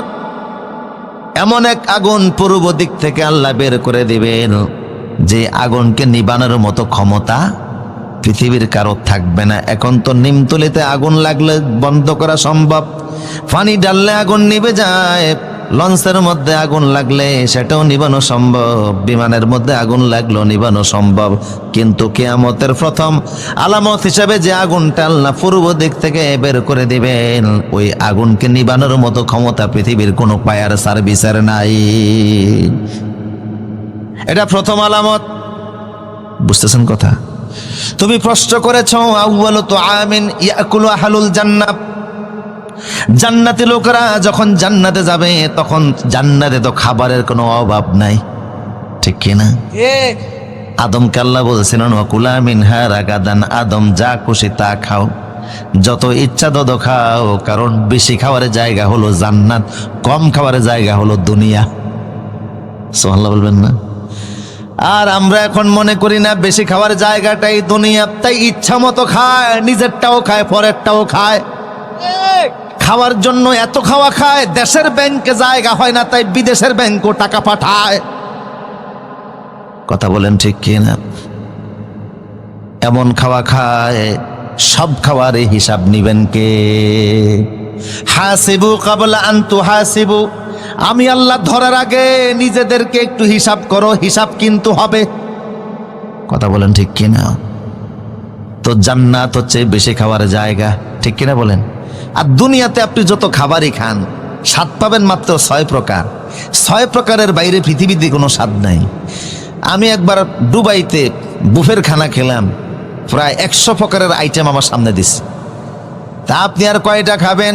যত খাবার খান স্বাদ 6 প্রকার, টক, ঝাল, মিষ্টি, ন্যানো, তেতো, পানসা। এই 6-এর বাইরে কোনো স্বাদ দুনিয়াতে আপনি পাবেন না, হাজারো প্রকার খাবার খেলেও। কিন্তু আল্লাহ বলছেন আলাম নাজআল্লাহু আইনাইন ওয়া লিসানান ওয়া শাফাতাইন, তোমাদেরকে আমি আল্লাহ টেস্টিং বাট জিহ্বা দিয়েছি, এই জিহ্বার মধ্যে স্বাদ দেওয়ার জন্য 10,000 সেল আছে। দুনিয়াতে পাইলেন মাত্র 6 প্রকার, বাকি যত স্বাদ আছে 9,994 প্রকার স্বাদ আল্লাহ জান্নাতে দান করে দিবে। আমরা বেশি খাই অবশ্য নিজের বাড়িতে না, আরেকজনের বাড়িতে, ঠিক কিনা বলেন? কম খাবেন, বরকত আছে না নাই? এক জায়গায় মেজবানির আয়োজন হয়েছে, গৃহকর্তা আসছে আমেরিকা থেকে, গরু লাগে গ্রামবাসীর 5টা, উনি জবাই করছে 10টা। এর মধ্যে 2 গ্রামের মানুষ আমন্ত্রিত, 1 গ্রামের লোকেরা রাগ করে আসে নাই। উনি বললেন ঠিক আছে, বাকি গ্রামে যারা আছে ইচ্ছা মতো খাও। এরা ডাকলো, ফলাও খেয়ে আর লাভ কি, শুধু গোস্ত। এক লোক এমন খাওয়া খাইছে, এখন দম ছাড়তে পারে না, নাকের আগা দিয়া দম আসে আর যায়। শীতুয়া শুয়া উপরের দিকে মুখটারে কাট করে দিয়া আজরাইলে ডাকতে আছে। পরিস্থিতি বড় জঘন্য, যে কোনো সময় লাশ হইতে পারে। লোকজন বলল, জমিদার সাহেব আপনি যে আয়োজন করছেন, এত সম্মানের চাইতে আরো তো বেজ্জিত হওয়ার সম্ভাবনা বেশি। এই লোক যদি এখন মারা যায়, পত্র পত্রিকায় ফেসবুকে আপনার বিরুদ্ধে কথা উঠবে, তাড়াতাড়ি এর সুস্থ করেন। উনি ডাক্তার ডেকে আনলেন, ডাক্তার ও চেহারা দেখা কয় বুঝতে পারছে একটু বেশি খেয়েছি আর কি, সমস্যা নাই, মাত্র 5 মিনিটের কাজ। আমি একটা ট্যাবলেট বানাইছি, তুমি যদি এটা গিলে ফেলো 5 মিনিটের মধ্যে ফ্যাট ক্লিয়ার হয়ে যাবে। উনি কয় ডাক্তার আমাদের কোনো আক্কল আছে? এত বড় ট্যাবলেটটা খাইতে ফেললে আমি তো গোশত আরেক টুকরা খাইতাম। হযরতে ওমর মদিনাতে একজন ডাক্তার গিয়েছিল, মিশরের বাচ্চা মুকাউকাস মদিনাতে ডাক্তার পাঠাইছে মদিনার মুসলমানদের চিকিৎসার জন্য।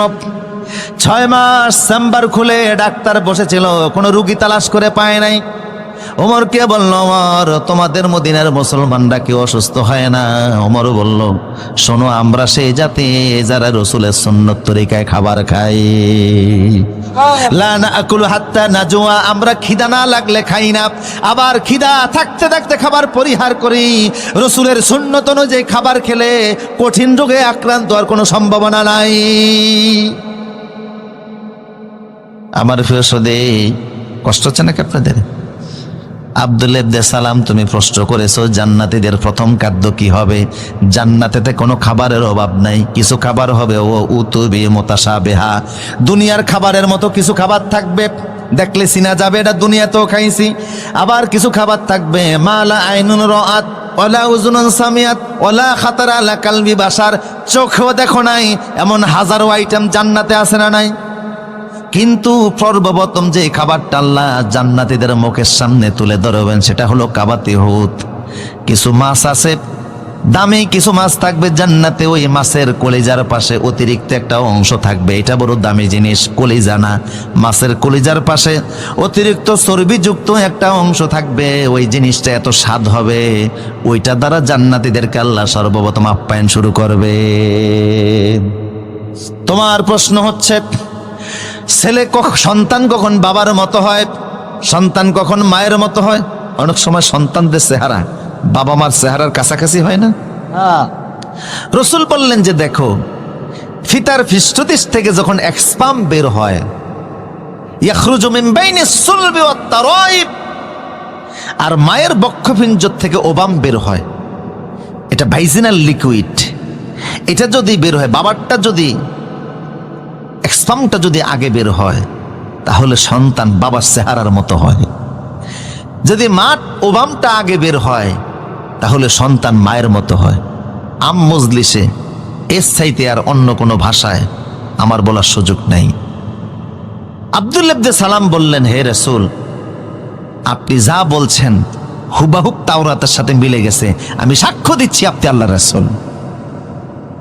হাত ইয়াদাক, আপনার হাত আগে দেন, আমারে পড়েন, আশহাদু আল্লা ইলাহা ইল্লাল্লাহু ওয়াহদাহু লা শারীকা লাহু ওয়া আশহাদু আন্না মুহাম্মাদান আবদুহু ওয়া রাসূলুহু।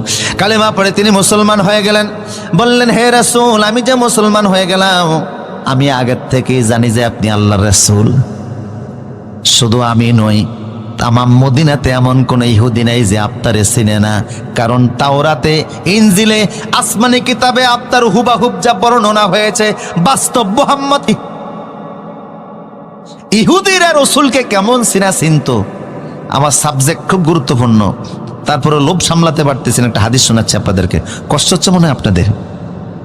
রাসূল সাল্লাল্লাহু আলাইহি ওয়াসাল্লাম যখন খাইবার বিজয় করলেন, খাইবার মদিনা থেকে প্রায় 70 কিলোমিটার দূর।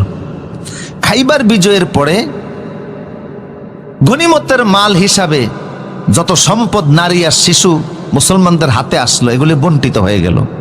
এর মধ্যে কিছু নারীরা ছিল, তারাও সাহাবীদের মাঝে বন্টিত হলো। আপনারা বুঝতেছেন কথা? তার মধ্যে একজন নারী হযরত সাফিয়া রাদিয়াল্লাহু তাআলা আনহা, তিনি আমাদের আম্মা জান উম্মুল মুমিনিন, তিনি হযরত দাহিয়া কালবির ভাগে পড়ছেন। সাজ্জাদা সাফিয়া রাসূলুল্লাহর কাছে প্রস্তাব পাঠালেন যে, আমরা এখন পরাজিত, আমার বাপ দাদা আপনার হাতে মারা গেছে, গোটা খাইবার কমিউনিটি আপনার হাতে চলে গেছে, ধন সম্পদ যা পাইছেন সব ভাগ কইরা নিছেন, কোনো আপত্তি নাই, কিন্তু আমি একজন নারী, সাধারণ নারী না। আমার বাবা হচ্ছে হুয়াই ইবনে আখতাব, যিনি গোটা ইহুদিদের নেতা, প্রেসিডেন্ট এই এলাকার। আমি হারুন নবীর বংশধর, মুসা আলাইহিস সালামের বড় ভাই হারুনের বংশধর আমি। কাজে আমারে যাত্রার কাছে তো আপনি বিয়ে দিতে পারেন না। বিয়ের ক্ষেত্রে আপনার নিয়ম অনুযায়ী একটা তরিকা আছে, একটা সমতা আছে, আছে না নাই? সমতা নাই বিদায় আজকে আমাদের দেশে ডিভোর্সের সংখ্যা বাড়তেছে। অপরিপক্ক বয়সে ছেলে মেয়ে প্রেম করে এমন এক জায়গায় চলে যায়, বাবাও অনেক সময় লোক লজ্জায় শরমে পরিচয় পর্যন্ত দিতে পারেন, এরকম আছে না নাই? মেয়েটাকে বাবা যেই পরিবেশে বড় করলেন, শিক্ষা দিলেন, মানুষ করলেন, স্বামীর সংসারে গিয়ে যদি ওই রকম না পায়, অশান্তি আছে না নাই? শেষ পর্যন্ত জীবনও শেষ করে দেয়। ইসলামে বিয়ের সমতা আছে। আপনি আমারে বিয়ে করুন ইয়া রাসূলুল্লাহ, অন্য কাউকে দিয়েন না। রসুল দেখলেন ঠিকই তো, মেয়েটা উচ্চ বংশের মেয়ে, হারুন নবীর বংশধর, নেতার মেয়ে। রসুল সাফিয়াকে আজাদ করে নিজে বিবাহ করলেন। বাসর করে যখন রাসূলুল্লাহ গেলেন, আল্লাহর নবী তাকিয়ে দেখে হযরত সাফিয়ার গালের মধ্যে 5 আঙ্গুলের দাগ। রসুল বললেন, সাফিয়া রে, তোমার গালের মধ্যে এত জোরে কে মেরেছে? 5 আঙ্গুলের দাগ লেগে আছে। সাফিয়া বললে, রাসূলুল্লাহ, আজকে সকালবেলা খাইবার আপনারা বিজয় করেছেন, গতকাল রাতে আমি আমার পূর্বের স্বামী ইহুদি স্বামীর সঙ্গে ঘুমিয়েছিলাম। রাত যখন গভীর হয়ে গেল, আমি একটা স্বপ্ন দেখলাম। কি স্বপ্ন দেখেছ?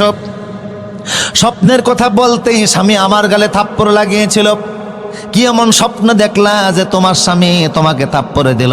সাফিয়া বলছে রাদিয়াল্লাহু তাআলা আনহা, ইয়া রাসূলুল্লাহ, আমি স্বপ্নের মধ্যে দেখি আকাশের চাঁদ নামতে নামতে, আকাশ থেকে চাঁদটা নামতে নামতে আমার ডান কোলের মধ্যে চলে এসেছে।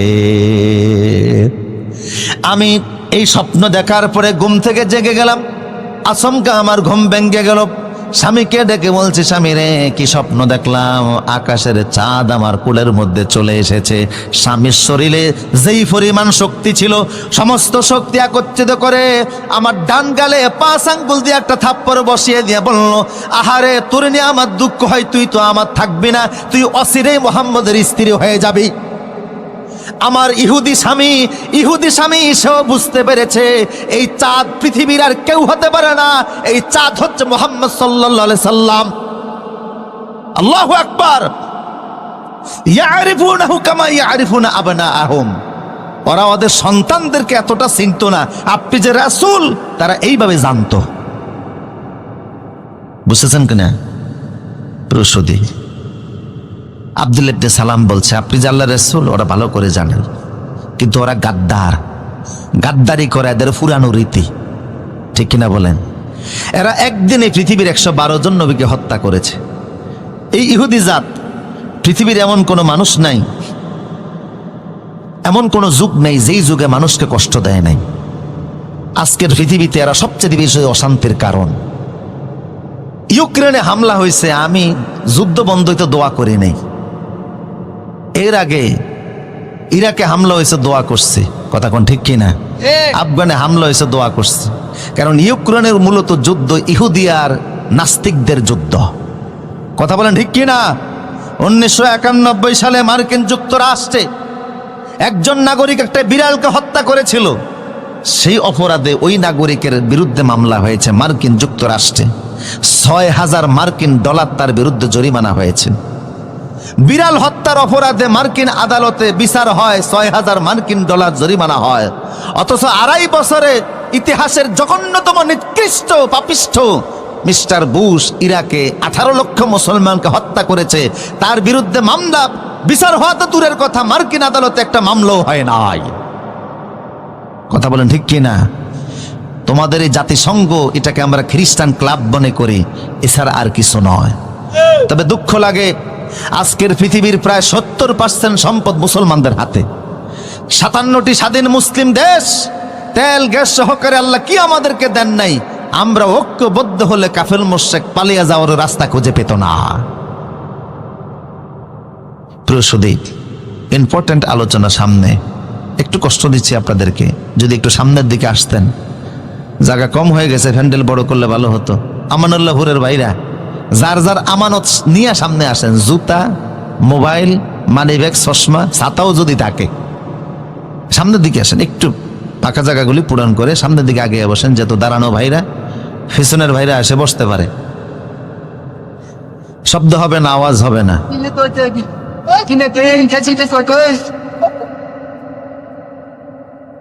ব্যাস, কোনো আওয়াজ হবে না, সবাই যার যার জায়গা নিয়ে বসে যায়।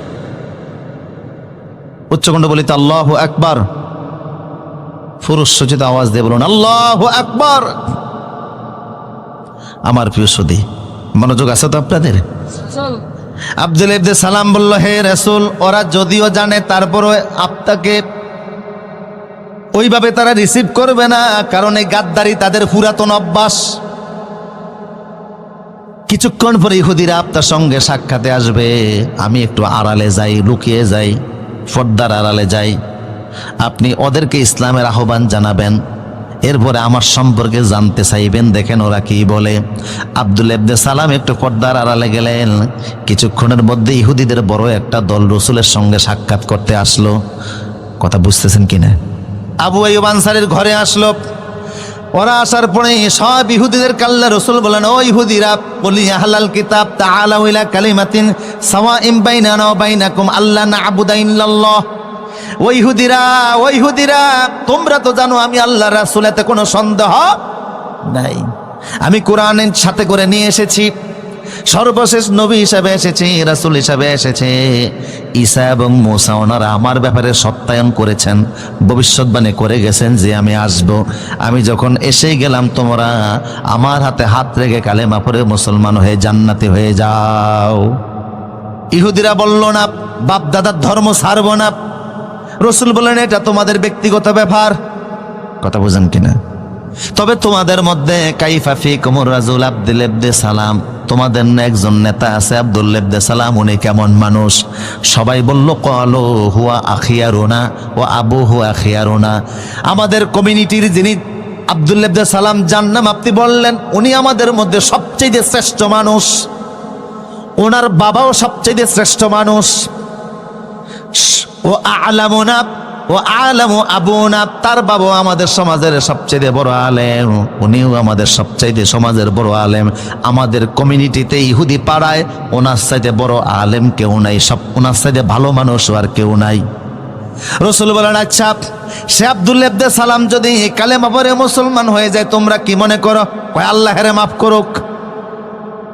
এটা জীবনও হতে পারে না। আমাদের নেতা বুঝে কালেমা পড়বে, এমন সময় পর্দার আড়ালে লুকানো থেকে আব্দুল্লাহ ইবনে সালাম সামনে এসে বললেন, ইহুদিরা তোমরা সাক্ষী থাকো, আশহাদু আল্লা ইলাহা ইল্লাল্লাহু ওয়াহদাহু লা শারীকা লাহু ওয়া আশহাদু আন্না মুহাম্মাদান আবদুহু ওয়া রাসূলুহু। আব্দুল্লাহ ইবনে সালাম কালেমার ঘোষণা দিলেন, আল্লাহু আকবার। এখন ইহুদিরা চিৎকার মেরে উঠলো, কয় হুয়া শাররুনা ও আবু শাররুনা, হে মোহাম্মদ এর সাইতে নিকৃষ্ট মানুষ আমাদের সমাজে আর কেউ নাই, এর সাইতে মূর্খ লোক আর কেউ নাই। রাসূল কয়, একটু আগে কইলা কি, এখন কও কি? কথা বুঝেন কি না? একটু আগে না বলছো এর সাইতে ভালো মানুষ আর কেউ নাই, এর সাইতে ভালো আলেম আর কেউ নাই, এখন কও এর সাইতে জাহেল আর কেউ নাই, এর সাইতে মূর্খ লোক আর নিকৃষ্ট লোক আর কেউ নাই। তার মানে আমার দলে থাকলে অনেক বড় কিছু, আমার দলে না থাকলে অন্য কিছু। আমার দলে থাকলে বয়স যদি 40 হয়, হেতো মুক্তিযোদ্ধা। কথা কয় না কা? আমার বাড়িতে একজন আছে, আমার আব্বা মুক্তিযোদ্ধা ছিলেন আলহামদুলিল্লাহ। আর আমার বিপক্ষে থাকলে যদিও দেশের জন্য, মানুষের জন্য, কোরআনের জন্য অনেক খেদমত করেছে, তারপরেও তার বিরুদ্ধে তোকমা আছে না নাই? হে রাসূল, এটা ওদের পুরাতন রীতি, বুঝেন না আপনারা কথা? এটা ওদের পুরাতন অভ্যাস, পুরাতন রীতি। ইয়া রাসূলুল্লাহ, আল্লাহ রাসূল বললেন, আব্দুল্লাহ ইবনে সালাম ঠিক আছে, এরা যেহেতু হই হাল্লা শুরু করলো, রাসূল ওদেরকে বের করে দিলেন, যাও চলে যাও, তোমাদের অভ্যাস আগেরটাই পরিচয় দিয়েছ, কিছুক্ষণ আগে কি বলেছ, এখন কি বলতেছো, তোমরা নিজেরাই স্ববিরোধী। কথা বুঝেন কিনা? এই পর্যায়ে এসে আমি এখন যা বুঝাতে চাই, আছেন আমার সাথে? এই আব্দুল্লাহ ইবনে সালাম উনি কালেমা পড়লেন, সহিভাবেই পড়লেন, ওনার সাথে আরো একদল ইহুদি সবাই কালেমা পড়ে মুসলমান হয়ে গেছে। আব্দুল্লাহ ইবনে সালাম এমন খাঁটি মুসলমান হলেন, আল্লাহ রাসূল এক হাদিসে বললেন, ওহুয়া আশিরুন মিন আশারাতিন মিন আহলিল জান্নাহ, জান্নাতের যদি 10 জন লোকের লিস্ট করা হয়, ওই জান্নাতের 10ম ব্যক্তি হলো আব্দুল্লাহ ইবনে সালাম। জান্নাতি যদি 10 জন লোকের লিস্ট করা হয়, ওই 10 জন লোকের একজন হলো আব্দুল্লাহ ইবনে সালাম। অথচ সে আব্দুল্লাহ ইবনে সালামের বিপক্ষে আল্লাহ সূরা বাকারা 208 নম্বর নাজিল করলেন। কি করছে আব্দুল্লাহ ইবনে সালাম? কেন আল্লাহ তাদেরকে ধমক দিয়ে সূরা বাকারা 208 নম্বর আয়াত নাজিল করলেন? বুঝতেছেন কথা? আব্দুল্লাহ ইবনে সালাম সেই যুগে ইসলাম কবুলের পরে ইসলামের পরিপূর্ণ বিধিবিধান মানতেছিল, রাসূলের শরীয়তের প্রত্যেকটা বিধিবিধান পালন করতেছিল, নামাজ পড়তেছিল, হজ যাকাত কুরবানি শরীয়তের যত বিধিবিধান সব পালন করতেছে, কিন্তু পাশাপাশি মুসা নবীর শরীয়তেরও কিছু জিনিস মানতে শুরু করছে। কথা বুঝেন কিনা? কষ্ট হচ্ছে মনে হয় আপনাদের? মুসা নবীর শরীয়তের কিছু বিধিবিধান আব্দুল্লাহ ইবনে সালাম মানে, মুহাম্মদ সাল্লাল্লাহু আলাইহি ওয়াসাল্লামের শরীয়তের বিধিবিধানও মানে। আল্লাহ ধমক দিয়ে আয়াত নাযিল করলেন, খবরদার ইসলাম আসার পরে অন্য কোন ধর্মের বিধান আমি আল্লাহ অ্যাকসেপ্ট করব না। মুহাম্মদ সাল্লাল্লাহু আলাইহি ওয়াসাল্লামের শরীয়ত আসার পরে অন্য কোন নবীর শরীয়তকে আমি আল্লাহ স্বীকৃতি দিব না। আল্লাহু আকবার। এই সাহাবীদেরকে আল্লাহ ধমক দিচ্ছেন, মুসা নবীর শরীয়ত মানতে চাই। এখন বলেন আপনারা, মুসা নবী কি ইসলামের বাইরে? কথা কয় না। উনিও তো আল্লাহ রাসূল ছিলেন, সাধারণ রাসূল। ওয়াকাল্লামাল্লাহু মূসা তাকলিমা, যিনি আল্লাহর সাথে সরাসরি বিনা তারের কানেকশনে কথা বলতেন। তুর পাহাড়ে গিয়ে যখনই আল্লাহরে ডাক দিতেন, আল্লাহ ডাকে সাড়া দিতেন। কথা বলতে গিয়ে বলছেন, আল্লাহ কথা বলতে এত মজা, না জানি তোমার দেখতে কত মজা। আল্লাহ বললেন, না দেখার চিন্তা করিও না। উনি করেন না, একটু দেখি না চেষ্টা করিয়া। আল্লাহ বললেন, টেস্ট পরীক্ষা দাও। টেস্টের নমুনা হিসাবে আল্লাহ যতটা পরিমাণ নূর তোর পারে ছেড়ে দিলেন। উনি ওই নূরের হিট সহ্য করতে না পেরে বেহুশ হয়ে পড়ে গেলেন। ফালাম্মা তাজাল্লা রাব্বুহু লিল জাবাল জাআলাহু দাক্কা ওয়া খাররা মূসা সায়কা। যখন তিনি বেহুশ হয়ে জমিনে পড়ে গেলেন, 7 দিন পর্যন্ত মূসা নবীর কোনো হুঁশ ছিল না। কয়দিন? 7 দিন পরে আল্লাহ বলে, মূসা রে, টেস্ট পরীক্ষায় তো পাস করো নাই, এখন কি দেখার ইচ্ছা আছে নাকি? উনি কয়, ক্বালা ইন্নী তুবতু ইলাইকা ওয়া আনা আউয়ালুল মুমিনিন। আল্লাহ তওবা করলাম, জীবনও দেখার নাম নিতাম না। বুঝতে পেরেছি দেখার চিন্তা করে আমি ভুল করছি, তবে জান্নাতে দেখা দিও। তাইলে দেখতে না ফেললো, আল্লাহ নূরের হিট তাজাল্লির একটা ধাক্কা তো খাইছে। কথা বলেন ঠিক কিনা? তাওরাত ওনার উপরে এসেছে, জলিল কদর পয়গম্বর ছিলেন, রাসূল ছিলেন, আল্লাহ নূরের হিটে ধাক্কাও খেলেন, অথচ সেই নবীর শরীয়ত মানতেছে। আল্লাহ ধমক দিয়ে বললেন, খবরদার, মুহাম্মদ সাল্লাল্লাহু আলাইহি ওয়াসাল্লামের শরীয়ত আসার পরে অন্য কোন নবীর শরীয়ত মানা যাবে না। এখন প্রশ্ন, আব্দুল ইবনে সালাম মুসা নবীর কি মানতেছিল যে আল্লাহ ধমক দিলেন? কথা বুঝতেছেন কিনা? উনি দীর্ঘদিন তো ইহুদিদের নেতা ছিলেন, ঠিক কিনা? আলেম ছিলেন। তো ওনাদের ধর্মের ইহুদি শরীয়তে শনিবারকে সম্মান করার একটা বিধান ছিল। ঐতিহাসিকভাবে ওনারা শনিবারকে সম্মান করতেন। আর আল্লাহ মুহাম্মদ সাল্লাল্লাহু আলাইহি ওয়াসাল্লামকে দিয়েছেন জুমার দিন। সুবহানাল্লাহ বলবেন না? ইহুদিরা সম্মান করে শনিবার দিনকে, খ্রিস্টানরা করে রবিবারকে, আর আমরা করি জুমার। শুক্রবার বলবেন না, বলবেন জুমার দিন। এই জুমা শব্দটা বললেও 50টা নাকি আমল নামায় উঠে যাবে। এই জুমা নামে কোরআন একটা সূরাও আছে, আছে না নাই? কোরআনের নির্দেশ হচ্ছে, ইজা নুদিয়া লিস-সালাহ বিয়াউমিল জুমআ ফাসআউ ইলা যিকরিল্লাহ। জুমার দিনের আজান যখন হয়ে যাবে, আর কাজ করা যাবে না, ব্যবসা করা যাবে না, বাণিজ্য করা যাবে না, দৌড়াও মসজিদের দিকে, দৌড়াও মসজিদের দিকে। আমাদের অনেক মুসল্লিরা আছে মাত্র 2 রাকাতের জন্য দৌড়ায়, বাসার তরে বৈশা খুতবা শুনে। কথা কোন ঠিক কিনা? আমার মসজিদে 4তলা মসজিদ, দূর দূরান্ত থেকে অনেক মুসল্লিরা নামাজ পড়তে ঢাকা উত্তর বাড্ডা যায়। এখন আশপাশের যারা আছে তারা দেখে দূরের লোকেরা এসে জায়গা আগে দখল করে, এই জন্য হেরা আবার জায়নামাজ বিছান শুরু করছে। মানে জায়নামাজ বিছিয়ে জায়গা দখল করে পরে আসে। আমি যখন জানলাম, আমি ধমক দিলাম, পরে জায়নামাজ সরিয়ে লাইছে। রসুল বলেছে, জুমার দিন তুমি যদি সবার আগে আগে যাও, ইমাম সাহেবের কাছে গিয়া বসো, অদ্দানা মিনাল ইমাম, ইমামের কাছাকাছি বসো, ফাস্তামা আল খুতবা, খুতবাগুলি যদি মনোযোগ সহকারে শোনো, তোমার বাড়ি থেকে মসজিদ পর্যন্ত যেতে প্রত্যেকটা কদমে আল্লাহ 1 বছরের আমল নামায় সওয়াব দান করে দিবেন। আর 1 বছরের গুনার সমস্ত আল্লাহ আমল নামা থেকে মিটাইয়া দিবেন। হাদিসটা সহিহ। 1 বছর নফল নামাজ পড়লে, রোজা রাখলে যে সওয়াব 1 কদমে আল্লাহ আমল নামায় দিবেন, সেই সওয়াব। তার মানে হলো, তোমার বাড়ি থেকে মসজিদ পর্যন্ত যদি 100 কদম হয়, 1 জুমার দিনে 100 বছরের নাকি আমল নামায় উঠবে, 100 বছরের গুনাহকে আল্লাহ মিটাইয়া দিবেন। তাহলে আল্লাহ আমাদেরকে দিলেন কোন দিন? মুহাম্মদ সাল্লাল্লাহু আলাইহি ওয়াসাল্লামকে আল্লাহ কোন দিন দিয়েছেন? আর ইহুদিদের ছিল শনিবার। আব্দুল ইবনে সালাম পূর্বের অভ্যাস অনুযায়ী শনিবারকে একটু সম্মান করত। আর ইহুদি ধর্মে উটের গোশত খাওয়া হারাম ছিল। কিসের গোশত? কিন্তু ইসলামে হালাল না হারাম? ইসলামে উটের গোশত খাওয়া হালাল। আব্দুল ইবনে সালাম বলছে, হে রাসূল, আমি ভালো করে জানি ইসলামে উটের গোশত খাওয়া হালাল, আমিও হালাল মনে করি, হারাম মনে করি না। কিন্তু পুরানো অভ্যাস অনুযায়ী হালাল মনে করার পরেও আমি খেতে চাই না। এই কারণে আল্লাহ এই মাত্র 2টি কারণে ধমক দিয়া বললেন, খবরদার, ইসলামে যেহেতু উটের গোশত হালাল করা হয়েছে, পূর্বের অভ্যাস অনুযায়ী এটাকে বাদ দেওয়া যাবে না। অসুস্থতার কারণে, রোগের কারণে তুমি গোশত না খাও, সেটা ভিন্ন জিনিস। কিন্তু মুসা নবীর শরীয়তের কারণে উটের গোশত ছেড়ে দিবে, এটা আমি আল্লাহ বরদাস্ত করব না। কথা বুঝতেছেন কিনা? তোমার ডায়াবেটিস আছে, হার্টের রোগ আছে, তুমি গরুর গোশত না খাও, সেটা ভিন্ন জিনিস।